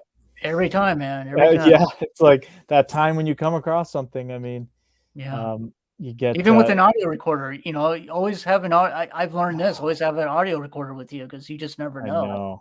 I've had so many mishaps with audio, and of course, that's when interesting stuff happens. I mean, we had the one of the most frustrating, and like, so bring extra batteries. And bring a backup audio. I think that's the lesson I'm trying to convey here. We had probably we would have gotten some really interesting audio. We were in the Mount Hood area, not too far from the area where that singing was recorded. And this was this past summer, we were camping, and individually, I was in my own tent. Eli and another guy, Sam, who was with us, was in another tent, and I think Tate was sleeping in his truck because he always sleeps in his truck. I would think I was using Tate's tent, so that's people that know Tate. That's what he just does. So, but we were camped out, and I got woken up at one point in the morning by wood knock type sounds and like these weird whooping things, and I was just so in and out of sleep. I was like, we'll review it on the audio. Next morning, I talked to Eli and Sam, and they both independently got woken up like 5:36 around the same time, but what they described were wood knocks and weird noises. So we were super excited to check the audio recorder, and the audio recorder hadn't recorded anything all night. It died after like 5 minutes of setting it out. I think Eli said he had accidentally, not put on lock or something, and it just happened to turn itself off. So it was like, double, triple check your equipment, because I've dealt with so much crap like that. But oh yeah, I've lesson done the same learned. thing. I've done the Lesson same thing, learned. man. I If left you recorders haven't, up like, that would die within, an hour or so, oh man, or I think I think I press record on the damn thing and it doesn't record all night. That's happened to me too. If you don't it's see the red light, frustrating, man. yeah, it is frustrating. And on the task cams, you have to press a button twice to record. So Oh, sometimes if you press it once, that's a standby mode. And I've done that before where I just pressed it once thinking, oh, it's got to record. No, you got to press that thing twice for it to record audio. So just something to be careful about. And yeah, always bring back extra batteries. I've done that too, where I think I'm using new ones and then they're old ones. And it's the worst. just so much to It's a remember. horrible feeling. Your stomach sinks when you're like, I didn't get anything, right? I know, right? Yeah, it's the worst crazy. feeling. Sharon says, good night, everyone. It's 3:38 here now. Thank you for another awesome show, Alex and Tristan. Thank you, Sharon. Yeah, thanks for tuning in. That's some dedication right there. I love it. Yeah, have a good night. Very cool. Yeah. I've had that curse a few times. Who hasn't? I mean, if you're out there, it's the worst. It usually happens when you aren't looking for it exactly. Right. And I always screw something up when filming, says Fruit Loop Films. It happens, man. I screw up all the time when filming, like a lot. Right. It's crazy. But anyway, interesting. So moving on, I do want to talk about, I know you had some other track. So this was also part of that. Well, that one was that one was found at Bumping Lake. Those other ones other ones they just went through. Yeah, that was all part of one possibly individual. This was really at Bumping Lake, and I can't explain what the heck is going on here because it looks like a primate to me. I know there's slippage going on, but it's the weirdest looking footprint I've ever seen. It's very weird. Yeah, it's very interesting. Huh. Look at that. So, I mean, I don't know what to say about that. Don't know what is going on there. I don't know if it's slippage or a combination of things, but that's the weirdest looking print I've ever seen. So that's why I took a picture of it. Was it just the one print, or how many? Was there other prints with it? There were other prints with it. I don't know if I sent you a picture of the other ones. If I didn't, I apologize. But, was it with this one? No, it was a different one. I should have sent you a picture of the other ones, but they were it was in a group basically of other prints. So something was. Yeah, some of these are not related to each other, just kind of random prints that I've come up no, totally. I'm skipping forward because you have so much of this awesome stuff. Now these ones are interesting. Those were at Bumping Lake, and we didn't have any casting material at that time. Oh my gosh, man! Because if you got a cast of this left one here, you could probably put it up to a Patterson Gimlin cast. It looks super similar. The way that toe structure works, these are excellent, man. Like, wow. Yeah, I know. I'm kicking myself for not having plaster with us. But, oh my gosh, also, you have to find. I had to hike you have to walk pretty damn far up the lake to find these. So it's kind of a grueling walk around the lake because it's so freaking big. But yeah, I just happened to stumble across these while walking around the lake there, and I don't know. Yeah, I agree with you, man. They're beauties. Look how the right one is like scrunched in there. That's interesting to me. How it's I don't know is that just like this piece of mud that sort of is draping over it. I can't tell. It's hard to tell. What was the size on these? I didn't have a ruler with me, man. I should have. I see. There you go. Being prepared. I don't know. And so Brian says mud between the toes. Yeah, there definitely is. I mean, these feet don't look like they've been in shoes scrunched up. I mean, look at your own foot. Just everyone take a look at your own foot. If you're not wearing shoes right now, if you just have socks on, look at that like downwards. I mean, just because our feet are tortured all the time in shoes, I guess you could say. But and also the lack of an arch really struck me because it's pretty oblong looking. Very flat. Yeah, very flat, straight looking. So that caught my eye. And I know they're beauties, man. I wish I could cast those, but I wasn't prepared. Again, I wasn't prepared. Yeah, but they're beauties. Yeah, no, absolutely interesting. Yeah, I personally think the females in the juvies are the ones that frequent the lakes a lot. I don't know about the males, but I think the females in the juvies they're the ones that are making these tracks around the lakes at least. That's just my opinion, but who knows? I could be wrong about that. And how long ago did you find this one? That was a few summers ago. I'd say. Was that the summer before I'd say that's probably 2019, I believe. Gotcha. Yeah, it was before the fires. Okay. And Interesting. we were with some of our Bigfooting group during this time, so it's probably I'd say around the summers when I found these. Anybody else find these tracks, or were you the only one who I was went the up only to one look who there? found those. Gotcha. Yep. I went up pretty far up the beach, and Nobody else wanted to go up there and check it out? well, it's just by the time I saw them, they were pretty far back, and I don't know, man. It's like people were tired when they're walking up the beach, I guess. And unfortunately, I found these on my way back. I didn't even find them on my way up because I was scouring the whole. I was going from one side to the other, trying to look for things, and I just happened to find these. And I said, "Well, if I can't cast them, I'm just gonna take a picture of them at least." And Right. I think there's I think I sent you. Well, if you didn't get it, it's fine. But I think I sent you a picture of my foot next to them too. But Oh, next to these ones? yeah, I mean Oh. they are pretty big. Oh man. So yeah, I don't have. Is that? If you don't worry. I mean, that's my bad. Yeah. That's not. This is not the same one. No. I No, don't know. no, Maybe no. I did. Maybe it just slipped through. But yeah, okay. that's good to put your foot next to it. But one thing I always tell people too is like one thing that's super easy that almost everyone has is like a dollar bill. Just keep that in just in case, like you don't have a tape measure or something. Sure. Good idea. Yeah, definitely. But it's definitely interesting. But that one in the dirt that you were just showing a couple This seconds ago, no, it's like a couple more. It's like my foot's next to it, I believe. Couple more, one more. Right there here. you go. I did cast that one. I can show that one.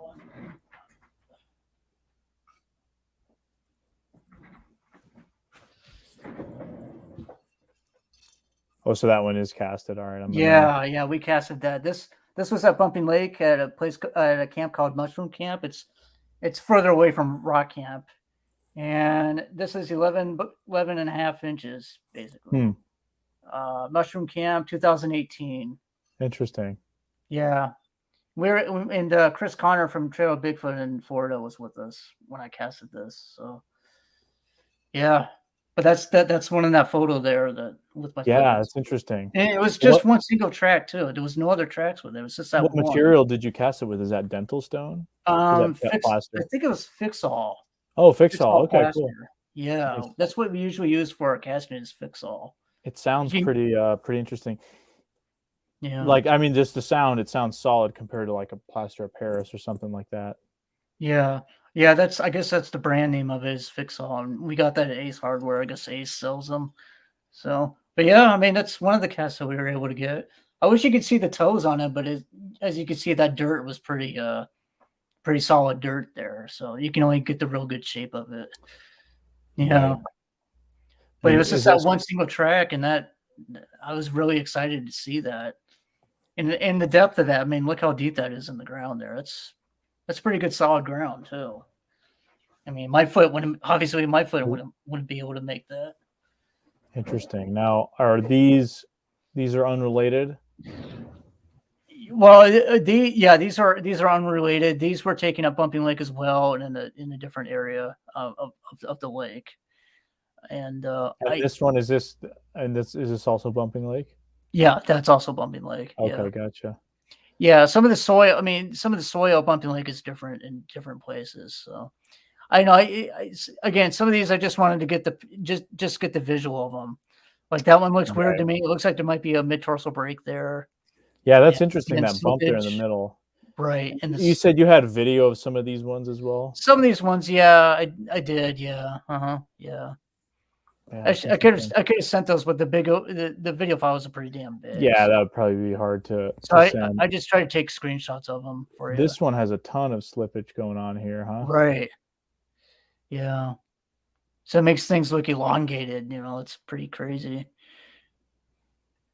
Now moving on to this. This is interesting. What's going on? Yeah. Let me get that real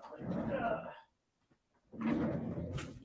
Some kind of a handprint, huh? Okay, I'm gonna get this out of the way. So again, like my mom went up there. This is at Bumping Lake. My mom went. I don't remember if I was there with her at this time, but she went up to Bumping Lake with some of our Bigfoot friends, and they were walking around the lake, and they found this hand impression along with these butt prints up there, and they casted those too. but actually somebody or something sat in the mud up in there with naked, and we were able to get castings of that and these handprints in the ground, in the mud as well. Interesting. Again, I don't know if these are humans or not, but I think the structure, the form of it looks odd to me. So Pretty no. wide. Well, I mean, when in cast, doubt it, right? Might as well cast Right. it. I mean, Right. So I don't know. I don't know if this is Bigfoot or not, but I definitely think it's interesting. and was there footprints leading up to the butt prints, or what did it look like?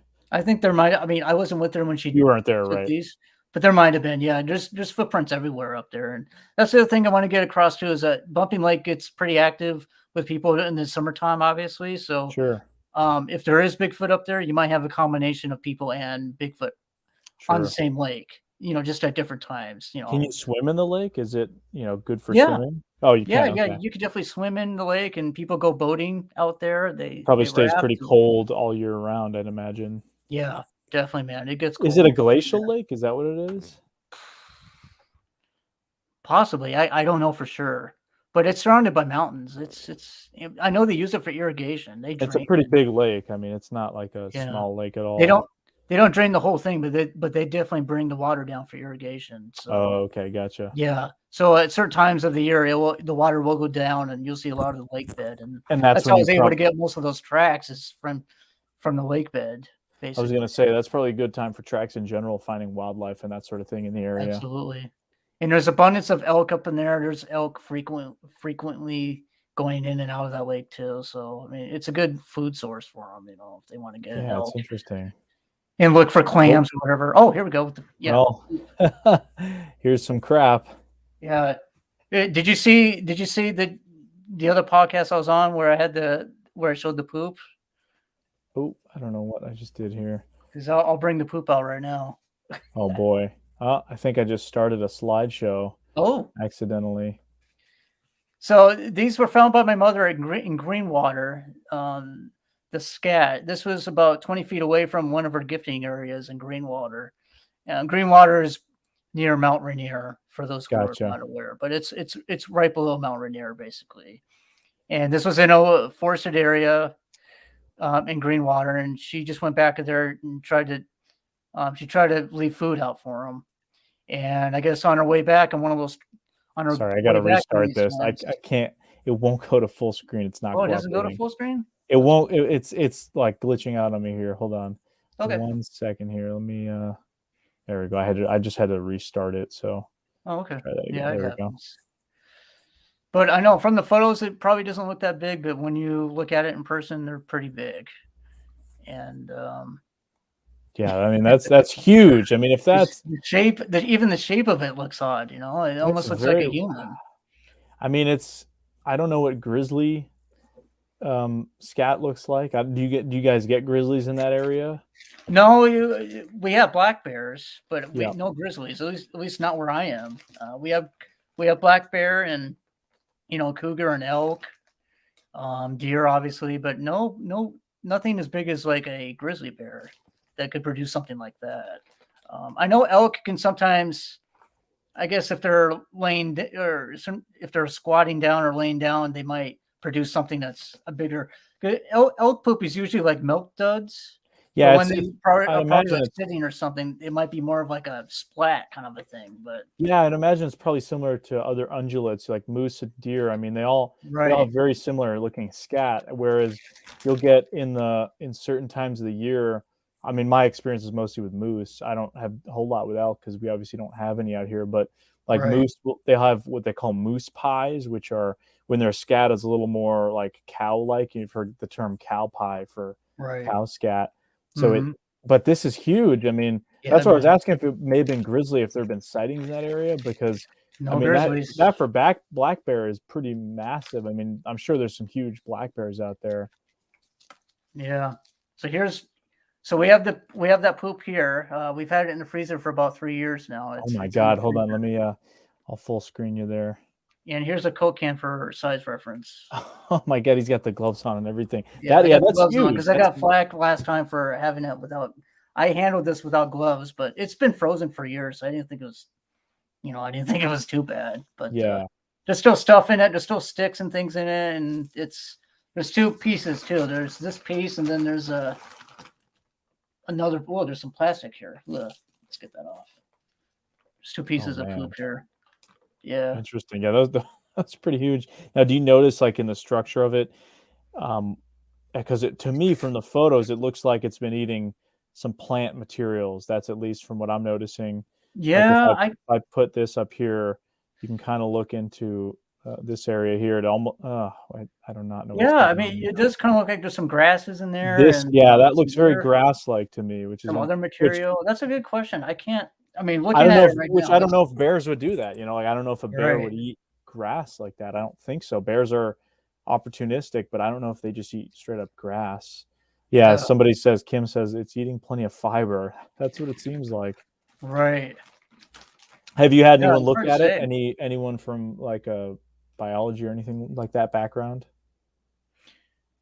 Who's looked at it, you mean? Oh yeah, have you had anyone kind of take a look at it? Well, we had a Bigfoot researcher, BFRO researcher here.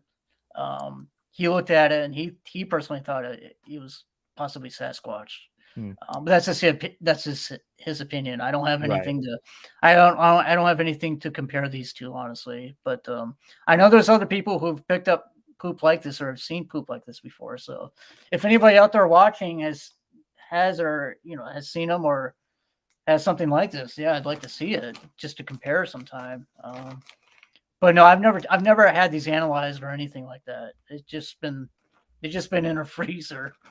So, but it's interesting. I mean, they're big as a Coke can, so they're, we make the joke. Maybe that's why we're hearing screams sometimes. Is because, because of this. So, Right. Yeah. No, definitely interesting. New Hampshire Sasquatch says bears will eat it to soothe stomach aches in terms of grass. True. Yeah, which is Very interesting. true. I didn't even think of that. Very true. Just like dogs would do that too. You got dogs, a lot of animals do that actually. That makes sense. Cats will do the same thing. But it's weird. I mean, it's like I don't know if it's that I think that's just green grass over it, but you have just a lot of that fiber in there. Right. Definitely interesting. Yeah, it would be cool to open those up and see, what they're eating, if that's the case. If there's any more other, if there's little bones or anything like that, right? Feathers or anything like that would, leftovers of like a little smaller animal, maybe, because that would then indicate there's something omnivore like going on. Right. Yeah, I agree. Yeah, I'd be interested to see if you sent these photos to like somebody. I don't know if you guys have like a fish and game or what kind of wildlife department you have in Washington, what they think this might be, and it's obviously their opinion too, based off of their sort of knowledge, but I'd be curious to know. Yeah, we may do that. We may send it off to somebody or have it analyzed in some way. Yeah. I'd be curious too. Yeah. There's a little bit of some like negativity in the comments, and I welcome open discussion, but I do want to ask you this question, because people, whenever you present this kind of stuff, people, of course, as I'm sure question your motives and that sort of thing. So, from what I've heard from Jay, you're pretty quiet about this kind of stuff. You don't really put yourself out there that much. So no. These podcasts are the only time you've really ever seen me present anything publicly. So I don't have a channel devoted to Sasquatch or anything like that. So, well, you have a YouTube channel that's like it's not related to Sasquatch, right? No, yeah, no, that's just edited movie trailers and stuff that I do on my own. It's just a hobby thing, but nothing in terms of my Sasquatch research. I have nothing out there, no website or YouTube page or anything like that. No. Right. So, just curious, because that's fine. Yeah. People are going to question that sort of stuff, and I have no motive. There's no money motive or anything. I'm not going to write a book. I don't even claim myself to be an expert in this. I'm just somebody who goes out there trying to find evidence. I just care about finding evidence. So that's all I care about. And if I'm wrong about these things, that's fine. If I misidentify something, in these sounds and footprints and poop, totally cool with me. I'm just putting it out there for people to see, and they can come up with their own interpretations of what they're seeing. If they think that poop is bear, fine. I'm not gonna say that. I didn't see what made it. Well, as Brian here says, no worries. It's only one negative. Yeah, Yeah. and it's somebody that's trolled constantly on this channel in the past. I will say that without drawing attention to anyone Okay. that doesn't need Well, attention to be drawn to them. But I was going to kind of bring that sort of stuff up sure. anyway in terms of just that because I know from what Jay had shown when he had you on a show that you hadn't really talked about this stuff a whole lot, and No. which I think is really interesting. Yeah. So. Yeah. And It as basically. you said, I mean, none of this. You're not saying any of this stuff is Sasquatch, Nope. and I mean, I'm not. even if you're mistaken, like that's fine. I think that's great for people to admit that. It's good to be able to say that and like, hey, I made a mistake or I misidentified something, and Right. yeah, I think it's always good to have that kind of openness to being oh, wrong about totally, something. If you're going to claim everything to be Sasquatch, I don't think that's personally. I don't think that's a good thing. Because when if you are wrong about something, then you can really feel bad on it. yeah, So absolutely, I'm just putting it out there, man. Like if people want it, they can interpret what they want. If they think it's sure, a known animal or a person, fine with me. I'm not claiming otherwise.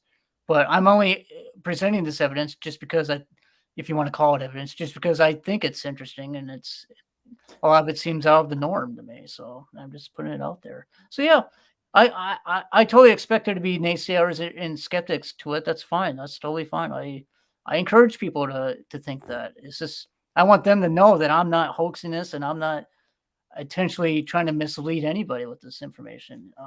yeah, it's When I'm yeah, misidentifying something, that's just the way it is. I mean, I don't know what yeah. to say.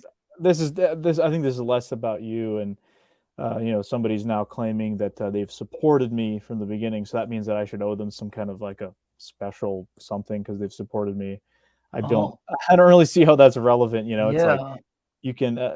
I mean, you've put the cards on the table, so everyone can make up their own mind if they'd like to. But I yeah, guess it does seem like your mom's in the chat, so I'll bring in a comment from. Is this? I'm assuming this is yeah. your That's mom. her. Yep, yep. She She has says, her. when I found this scat, it was pretty fresh and about 20 feet from the stump where I had active gifting for over 2 years in Greenwater. Okay, interesting. Yeah, yep, So, yeah. So, I mean, what more can you really say? You've been pretty open the whole night. You've yeah. played all these audio clips, some of which I think are very interesting. I mean, some which to me seem like they're either a human being or something human-like. Some Sure. of them, like you can rule out in terms of other animals. I don't know. So it's I just don't know either. that's what Well, it is, again, though. that's the thing. Like, if we're dealing with a hominid, they're gonna probably have some human characteristics or similarities. That's in some instances, but not totally. I personally think we're dealing with a relic hominid that's not Right. on the same line as we are. It's just it's doing its own thing and it's evolving in its own way, alongside us. So that's what I personally think is going on, and I personally think they're just naturally hiding from us because yeah, like what you're saying earlier, every time I go out in the woods, I'm just amazed how dense it is and how easy it is for something to hide. So I think it's very possible that's what's going on. And yeah, Hey there, I don't know. Patrick Vaughn as well. I don't Patrick know. Vaughn's in the chat. Honest approach, I like it. Yeah, I'm gonna have Pat thinking now. I believe Robert Leiterman's next, and I think Patrick is after that, unless I'm totally mistaken. Cool. I need to look at my schedule. But yeah, it's again, I mean, this person has been trolling like my chats and comments for a while with kind of like trolly like stuff. And Yeah. this is not really trolling that they're doing now, but it's a little bit annoying because this person constantly asks stuff like very baiting types of questions that are clearly, like stuff about the LGBT community and Bigfoot, like that has nothing to do with anything, for like No. clearly for the sake of trying to provoke a response. But I'm done talking about, this particular thing. I'm sorry to like derail it like that, but it's just kind of No, that's annoying fine. because, No, I understand. You gotta get people like that. So and I get that all the time. I like at this point, we deal with so much. I get berated and blasted all the time with the Beyond the Trail stuff. Everything we do is wrong, and we're just complete idiots for doing this stuff. And it's like, whatever. I mean, yeah, I used to fight it more, but people, people will be people. And especially on YouTube, people are very like they want to see the evidence, they want to see everything, and you can be right. as transparent as you want. Like, say, hey, this is what's going on. Lay everything out. Be like this. We're not making these claims, but people will still find a way to pick at it. So Sure. And that's why I haven't really been public with this stuff before, man. It's like that's why I don't have a channel devoted because I'm not really into that part of the community. I'm not really that engaged in the if you want to call it the Bigfoot community. There's 'Cause no such I don't want to thing. deal with the infighting and the politics of it No, all. I there's just no Bigfoot community. It's just people that are there. right, There's communities within people that are into Bigfoot kind of stuff. But right. I just yeah, care about getting the evidence. That's all I care about. Boots on the ground. That's all I care about. So right, right. No, and that's the thing is, again, it's important to have discussions about this kind of stuff and be open. And sure, I think a lot of times people sure. don't want to come forward with stuff that they might have because they're going to deal with the accusations of being a hoax or whatever. But I've heard people come out with evidence that are very, less willing to answer questions than you are. Like, and I mean, if I ask you right now, like, are you hoaxing this kind of stuff? I'm not. You'll tell me. So that's the thing. Yep, A I'm lot of not. people, they don't even want to be asked that question, and I can Yeah. understand that. I mean, there's some frustration. Yeah, I mean, give me a lie detector test. I mean, give me a Bible. And I'm not trying to throw Seriously. you like under No, the I'm bus just in that saying, like, way. for people out there, like, seriously, I'll take any lie detector test because I'm not claiming I'm not hoaxing anything here. I'm just getting whatever's on the audio and whatever I find in person, like, these footprints. And the audio is what I'm getting on the recorders. If people think that's a human, fine, but I didn't see what made them, so that's all up for interpretation with it. For I'm just sure. sharing the evidence. No, So and that's all. Outcast Jeff here says, "Hey, at least you're putting in the work and trying." Yeah, I Exactly, mean, I'm man. going out there, and again, like I know how tough it is. Bigfoot ain't made. It's really tough finding evidence. So Right. you just got to keep at it. That's all I can really say. And I know it is the whole thing is frustrating. Like I wish we can get something better than the Patterson film, but these if these things do exist, they're just really freaking good at hiding from us and being so freaking stealthy. And that's their domain, right? The woods is their domain, not ours.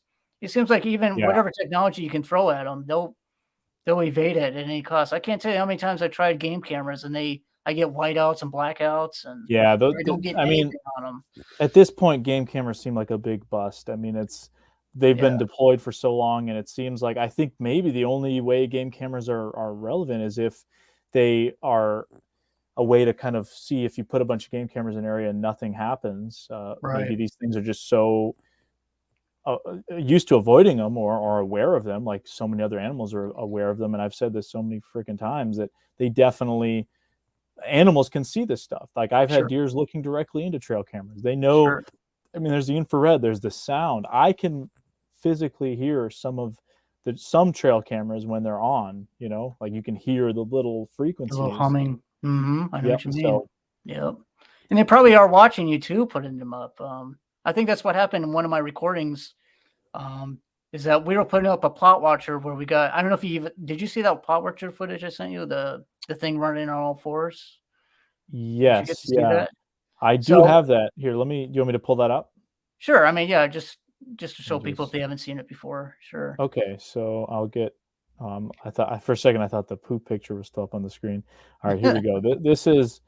So you'll have to tell us what this is. Oh, So, first of all, a plot watcher is a device that takes time-lapse photos over time. So when you view it, it's going to be very fast because it's it's taking kind of like time. a game camera on steroids almost. Exactly. It's kind of like a slideshow, basically. It takes a photo every 5 seconds.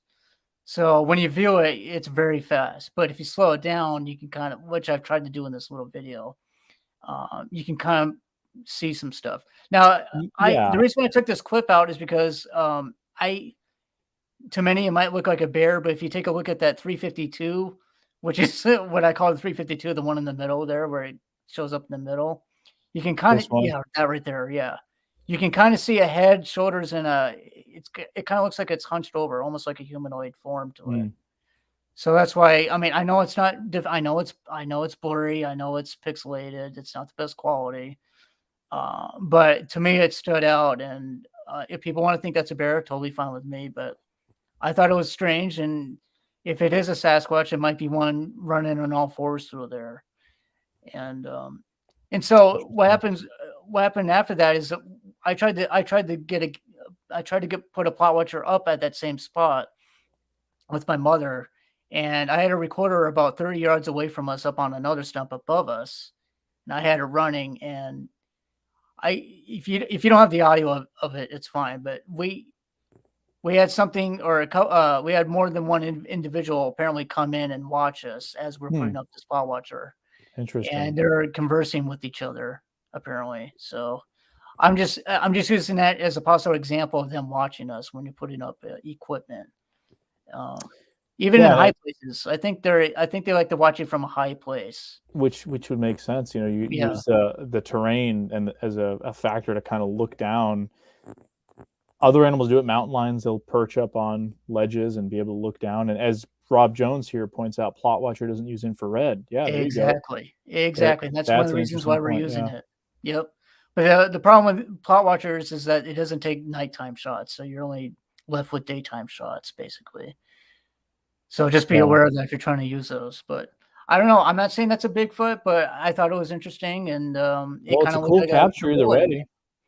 Yeah. I mean, even if it is a bear, I mean, I just think it's so cool to capture any sort of wildlife whenever I'm out there. I mean, when I found that panther track in Florida, we were talking about last week's show, I was like through the roof. People, you know, Tate and Eli were getting probably sick of hearing me talk about panthers because it's just super cool. Like, it's not something you find every day, especially some of those bigger critters like that. I mean, it's just awesome.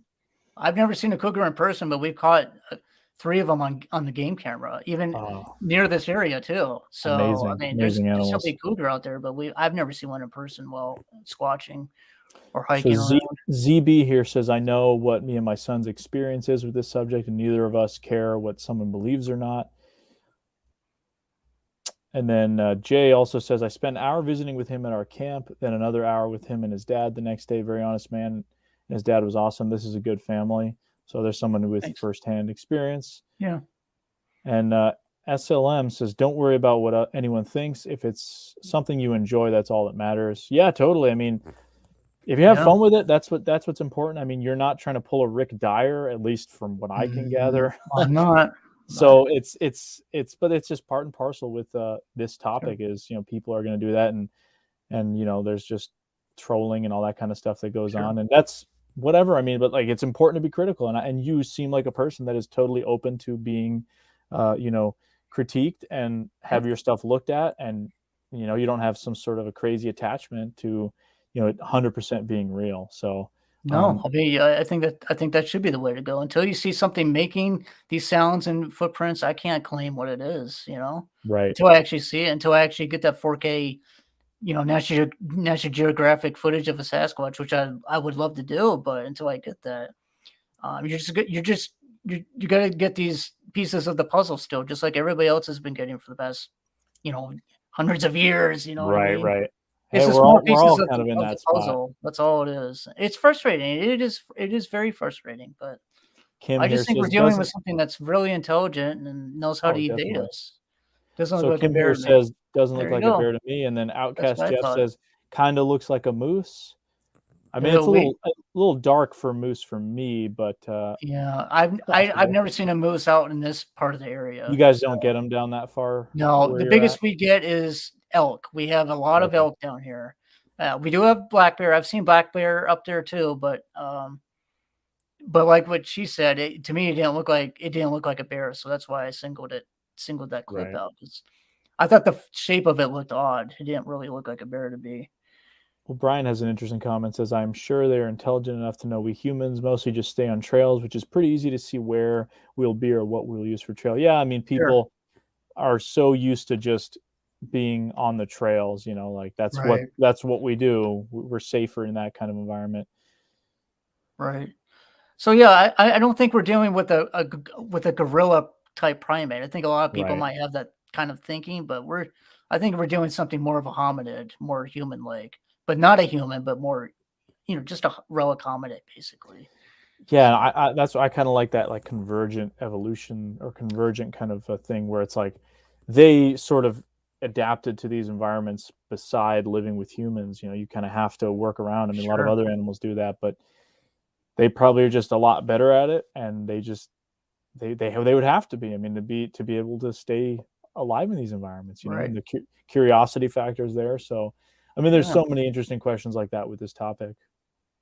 Yeah, you know, and just going back in history, like the Neanderthals were living alongside the Australopithecus. Like, they had different Yeah. kinds of hominid creatures back in those Oh days yeah. living amongst each other. So I don't see, I really don't see anything wrong with that continuing in some form with us, and then possibly another hominid species. Yeah, there's So never really been a time where there has been just one sort of hominid right, species on the earth. And I mean, now, we're obviously not the only ape that lives. You've got gorillas and right, chimps and all the other stuff. But there's some other, interesting creatures possibly out there. I mean, you got stories possibly. like Bigfoot and orang pendek and all that sort of stuff. And whether or not those are similar creatures or different, that's the question. I mean, will we get to the bottom of it? Never I don't know. know. Is there what is going on here? I don't know, because people like to talk about the paranormal stuff. I feel like that's a lot more popular nowadays, Mm-hmm. and maybe that's what's going on. I don't know. I'm not saying that. I mean, I majority of the experiences and the sightings that people have don't seem to be with the weirdness, but Yeah, I never discount on any of the possibilities. But obviously, I you lean more really towards it can't. being some sort of a hominid thing that is very similar to us or very intelligent. So it just seems to kind of make sense to me. But Yeah. then again, a lot of people just the idea of like something 8 feet tall living in the woods is difficult for most people to wrap their head around. And I think majority of people haven't really seen the true extent of wilderness that's out in North America. Yeah, they really need to get out there because I'm always shocked every time I go out in the woods. Like, wow, I mean, there's a lot of big trees out there, a lot of dense forest. I mean, it gets pretty dense out there. Missing link, possibly. Yeah, who knows? Who knows? There's no expert in this field, honestly. There's no Bigfoot No, there expert. really isn't.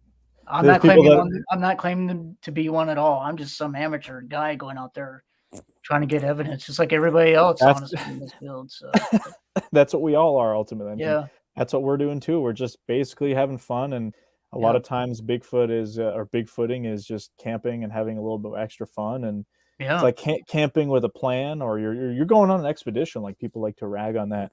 No, it is like I mean some of the stuff, and I'm not using this to elevate us or anything. I'm just saying that there's a lot of planning that goes into some of these trips, especially like with the productions that we're doing. sure, We're getting out there and we're trying to find not only like we're trying to set up interviews and talk to people and witnesses. And like we had a really cool experience when we were down in Florida recently where because Tate's member of the BFRO, he got to go in the behind the scenes database and mm, contact somebody who had a sighting in mm, basically in the same area that we were camping, and we got to talk to him, and his report wasn't public yet. So it was like that kind of stuff. I mean, there's a lot of planning that goes into it, and even if you're going out to a place like Bumping Lake for a few nights or something, I mean, you're still right, planning your route, all that kind of stuff, safety precautions, all that sort of stuff that goes into it. So um, absolutely, yeah, there's more than just the Bigfoot element to some of these kind of outings and getting out there. So yeah, and just being out in the woods is great. Like, it's a great oh, it feeling getting is. in there. It's a really great feeling, and let's say if there is no Bigfoot out there, it's still great just to get out and get some exercise even. Oh, for So, I mean, sure. I enjoy it no matter what. I don't if there's Bigfoot or not. It's just a great time being out in the woods. Oh yeah, having fun with your friends or alone. Yeah, I mean, I know a lot of people who go out in the woods, and I do this myself. Do a solo camping trip, or in my research area, I'll just go out alone, and you kind yeah, of recalibrate a little bit, and right. that's just the way to do it. I mean, Hmm. I don't know. It's really it's such an interesting kind of thing to pursue because there you learn It so is. much about yourself along the way and about other humans. I mean, we often get frustrated with a lot of the hoaxers and a lot of the stuff that's going on there. Yeah, I know. You because you're part amateur scientist in the woods, amateur biologist. You're part adventurer, part sociologist because you're trying to understand people and why they have the motivations they do in terms of eyewitnesses telling some of the stories they do and people Right. coming forward with evidence. So it's an all encapsulating sort of pursuit, in my opinion. It's just really interesting. I've had a really interesting run, I guess. I'm making it sound like I'm stopping or something, but No, I know I what you don't know. mean. I'm just like because you've been into it like 6, 7 years, like you were saying, Yeah, and I've been in it probably started right around then. I mean, like you, I was interested when I was younger, but I didn't actually start getting out there and um, getting into the woods until 6 or 7 years ago as well. So yeah. And the other definitely thing is, interesting. like, it's a mystery that we have yet to solve, and so Right. anybody anybody can be involved in this, Oh, totally. positive or negative. And until this thing is solved, I mean, that it's just going to continue this way, and hopefully we'll get that definitive evidence someday. Yeah, and there's a lot to it. I We'll mean, there's see. not just getting out in the field. I mean, obviously, I think that's one of the most important things. But there are people that can't, whether physically or they live in Sure. areas where they can't get out. They just are researchers. They'll learn about the history, and you need people like that too. You can't just have everybody out in the woods stomping Right. around. You got to have some people, that have certain skill sets and that sort of thing. So there's no cooperation. I mean, there needs to be more of it, I think, going forward. And we'll see I if agree. that helps us move the needle at all, or if we're just still kind of stuck. And every time you put out any sort of alleged evidence, you just get, just derailed and all that kind of stuff. So I don't know. It's the frustrations with the Bigfoot field or I know. whatever we want to call it. I know, man. Like, I don't want to get in the middle of things. I just want to find evidence and not worry about what people are fighting amongst each other. It's just a lot of drama. It's a big circus in terms of online stuff, and that's why you don't really see me on. I mean, I know I've been on a few podcasts, but I don't. That's why you don't really see my face or know. A lot of people know about me because for me, I'm not involved in that. So No, absolutely. And I appreciate you coming on, really. I mean, some of those sounds were absolutely intriguing. And, as you said as well, of course, you can't say it's 100% Sasquatch, but it is really interesting. It's one of those things that makes me wonder, like, what would happen if you sent that audio to somebody, biologist or something like that, just to see the kind of response that sort of stuff that makes me curious. So, well, I will say the epic sounds. I know you didn't play those yet, but I've sent those. I guess I'll say names. Chris Spencer has heard them, and Dave Ellis has heard them, and they thought they were. I'll just say they thought they were interesting. So, again, we're not saying it's Bigfoot, but they thought it was interesting audio. So right on. I personally value what both of those guys have to say, so that intrigues me. I don't know if I have that one. There was the epic bumping lake one, epic bumping lake sounds. Oh my gosh, did I miss that one? If you didn't, it's okay. I mean, is that like a really long one, or it's like 16 minutes. It's an edited down version of one that's 30 minutes long. But what happened there is we were at this place called Rock Camp at Bumping Lake, me and my mother, and at 2 a.m. in the morning, while we were sleeping in the tent, all of a sudden these sounds just started going off. And luckily I had that Tascam recorder on my mother's truck about 20 feet away from us. And these sounds were coming pretty far away. I can't tell you exactly where they're coming from. They might even be coming from the lake, but they went on for constantly for 30 minutes straight, basically, just possibly a male and female at least. Oh wow. So it's a 16-minute long file. Well, I edited it down. Yeah, it's the original file is 30 minutes, but I edited the file down to 16 because I tried to talk to my mom during it. And I tried to take those parts out because right on. She couldn't really hear them as well as I could. So she and I were kind of talking back and forth during it, and I tried to take those parts out and just leave in the vocals. But yeah, but those vocals went on for like a half hour straight, and it was just amazing. I mean, again, audio does not do justice how loud those were, and I don't know, man. Trying to find that. I don't know if I misplaced if you don't, it if you can, no worries. I mean, it's cool. Well, we'll have to have you back on maybe at some point. Yeah, if you're willing to. Yeah. Oh yeah, for sure. Yeah. I mean, those vocals are the loudest and craziest vocals I've ever heard in person. I've never heard anything like it. So, man. Yeah, if you haven't heard those, definitely take a listen when you can. I'm gonna have to listen to them. Yeah, if I can find it. Yeah, and if you want the original file, I can send that to you too. That'd be awesome. Jay says I have it. Yeah, right on. Sorry to tease people with that, but maybe we'll leave that for another show once we get that kind of sorted out. Yeah, it's pretty crazy, man. It's just constant, like 30 minutes straight, basically. It's just constant. So I don't know. The possibility of people doing that is pretty slim, in my opinion, because I don't know who has the vocal cords to make those kind of vocals, how loud they are. And David Ellis said he's captured vocals similar to that at Bumping Lake before. So Patrick Vaughn asked, post a link. Do you I don't have it. It's not posted online, though. Fair enough. Nope. I don't think it'll. If I don't have it here, but if I would be able to I don't know if I'd be able to convert it quick enough. Yeah. No, I'm so curious now. I want to listen to it right away. Yeah. It was pretty startling. There's like a whoop howl in it, kind of like the Snohomish call at the beginning, and then it crescendos into like there's like a female or juvenile voice that just goes off, and Wow. then this male voice kind of chimes in again. But this female voice just goes ah, ah, ah. I can't even mimic it, but it's just really freaking crazy. The So loudest good. vocals I've ever heard. Scottish I know, I Wildman. know, I know, Favorite I'm channel hyping it. made, Tristan. I know I'm hyping it, but it was something, man, to hear that in person. It was just I just couldn't believe it. So Well, yeah, we'll definitely maybe for yeah, next time we'll get that ready and have you on maybe sure, soon, maybe in like the next couple of months or something. sure, If yeah, you'd be willing to come back on, absolutely, hopefully yeah, for it sure, didn't man. turn you off to the idea of being out in the public with a little bit of trolling and that kind of stuff. But No, I mean, I expected it. I mean, it's gonna happen, right? So it's it's gonna cool. happen one way or another. I'm just sharing whatever, if you want to call it evidence.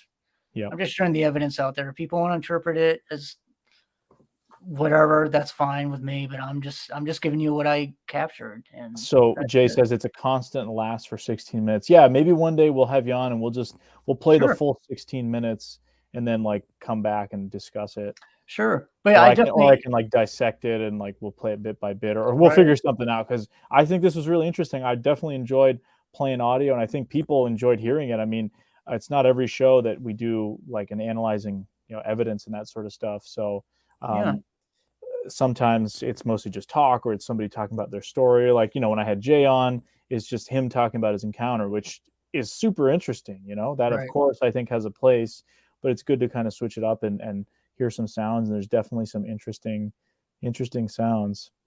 Yeah, I mean, if I can't get anything on video, I'm just gonna go to sounds because that seems like the best next thing in my opinion. If you can't Jay get a visual, Jay asked, I want to come on with him next time if that's okay. Yeah, sure. I mean, sure, yeah, we totally can do fine. like a panel kind of thing, or just have a few of you guys on and discuss it, and just we'll play the whole full 16 minutes. Yeah, maybe we'll do that like in March. I think. Okay, I'll message you obviously sure, after this, but I think I have some dates in March open, so I would definitely be interesting. sure. Yeah, and if you want the full clip, I can give that to you too. Because Definitely. this is just an edited down version for the podcast, basically, just to get to the vocals. So yeah, Right yeah, on. you totally Right can. on. That's fine with me.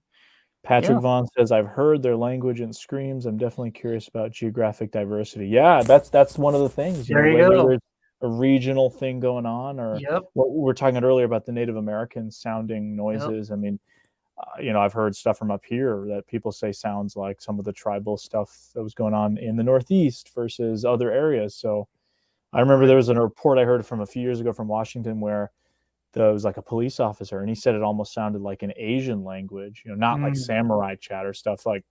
And right. he described it as an Asian language, and I guess if you look at it that way, Native Americans would have originated in Asia originally, I believe. I know Right. that theory, the land bridge thing, is The getting land bridge. outdated, Yeah, but I was gonna say the land bridge, right. it's a little controversial at this point. But But yeah, no, if we're dealing with definitely. different variations or different races of Sasquatch, they're gonna have a different language, right? Possibly. So they're not all gonna sound the same, is what I'm trying to say, basically. So you might get a regional thing going on. And so yeah, yeah. If you have different variations, I wouldn't expect them to all sound the same. You might have different accents for them. So Right on, yeah, yeah. I'm totally supportive of that. Absolutely, It's definitely interesting, something to think about. Rob sure. Jones says, not sure if the link worked, but check out St. Louis County Sasquatch vocalizations for some mind-blowing vocals to compare.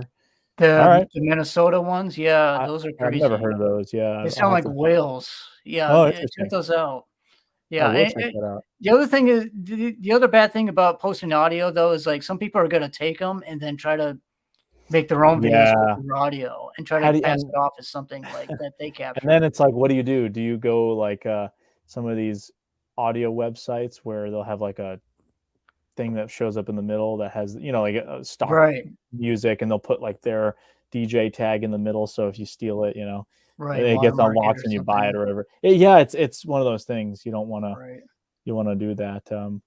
But so yeah, awesome. Kim says this show had a lot of everything excellent. The poop was the cherry on top. The poop is the cherry, There yeah. you go. Yeah. Yeah. Flat Rock says, Tristan, keep collecting the evidence. Great job. Love seeing and hearing about your work. Thank you. Yeah, I Right definitely will. on. Yeah, I love doing it, man. It's a great thing that I mean, even if I don't get anything on days, I'm just gonna keep trying, and that's all you got to do, right? You just got to keep trying. And, Absolutely. Yeah. yeah. Thank you, Peggy Curtis. Ogun here says, awesome interview. You are the best, Alex. Thank you. That's too kind, but just happy to have a good discussion. And you know, it's awesome for me too, hearing some of these sounds, because when I had originally put them into the program, I didn't hear every single one. Sure. I think I missed some of those male and female chatter ones. So it was really cool to hear that. But absolutely appreciate everyone in the comments, in the chat, as always. Thank you. Lots of good folks for sure. Lol, she can eat the cherry. Yeah.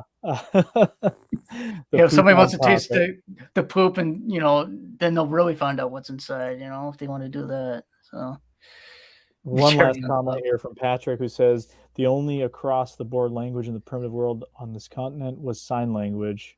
Oh. Interesting. Yeah, really curious to talk to Patrick here in a few weeks as well. He's definitely an interesting researcher. Outcast Jeff says, thanks, guys. Always interesting. And Kevin Hamilton, later, boys and girls. Fun stuff tonight. Absolutely. Yeah, again, thank you, man, for coming on. And appreciate thank you for having me. Being willing to deal with the scrutiny and not claiming that everything is Sasquatch. You have some, in my opinion, you have some very interesting stuff. And I can't say it's Sasquatch, of course.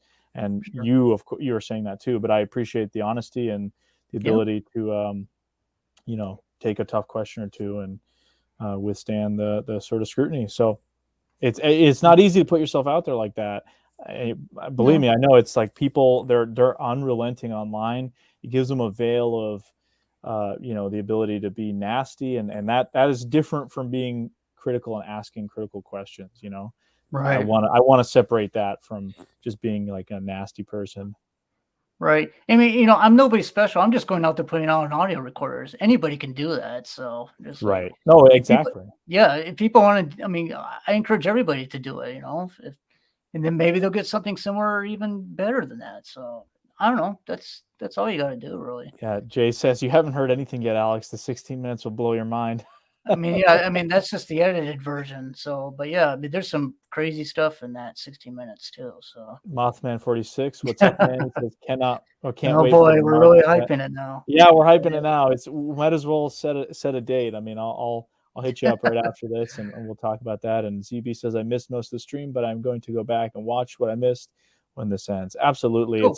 I enjoyed it. It was a great chat, and I had a great time, Alex. Thanks for having me on. Really, thanks for coming on and sharing your stuff with us. And we look forward to having you back on. And to everyone in the comments and the chat, welcome, guys, and thank you guys for your support as always. And you don't have to, believe everything that we're saying here. Of course, we're doing this so you can make up your own mind. Basically, this is just the experience of researchers, and I'm just trying to have a fun time and foster a conversation here. And I think that's what we ended up doing tonight. And it was a good time as always. And for folks that are, watching this afterwards, you can tune in Monday nights at 8 p.m. Eastern. That's when we do the show.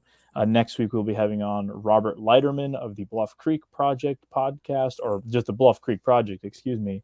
Cool. Also does the podcast part, but he just put out the book recently about the rediscovery of the Patterson-Gimlin film site. So it'll be really interesting to talk to Robert. He's a really nice guy. I got to meet him at Bluff Creek this past summer. So that'll be a fun show. After that, Patrick Vaughn is the week after that. And then going forward, we'll talk about into March. So there's more stuff coming up. So thanks again, everybody, and hope you have a great rest of your week, folks, and we'll catch you guys later. Thank you, everybody.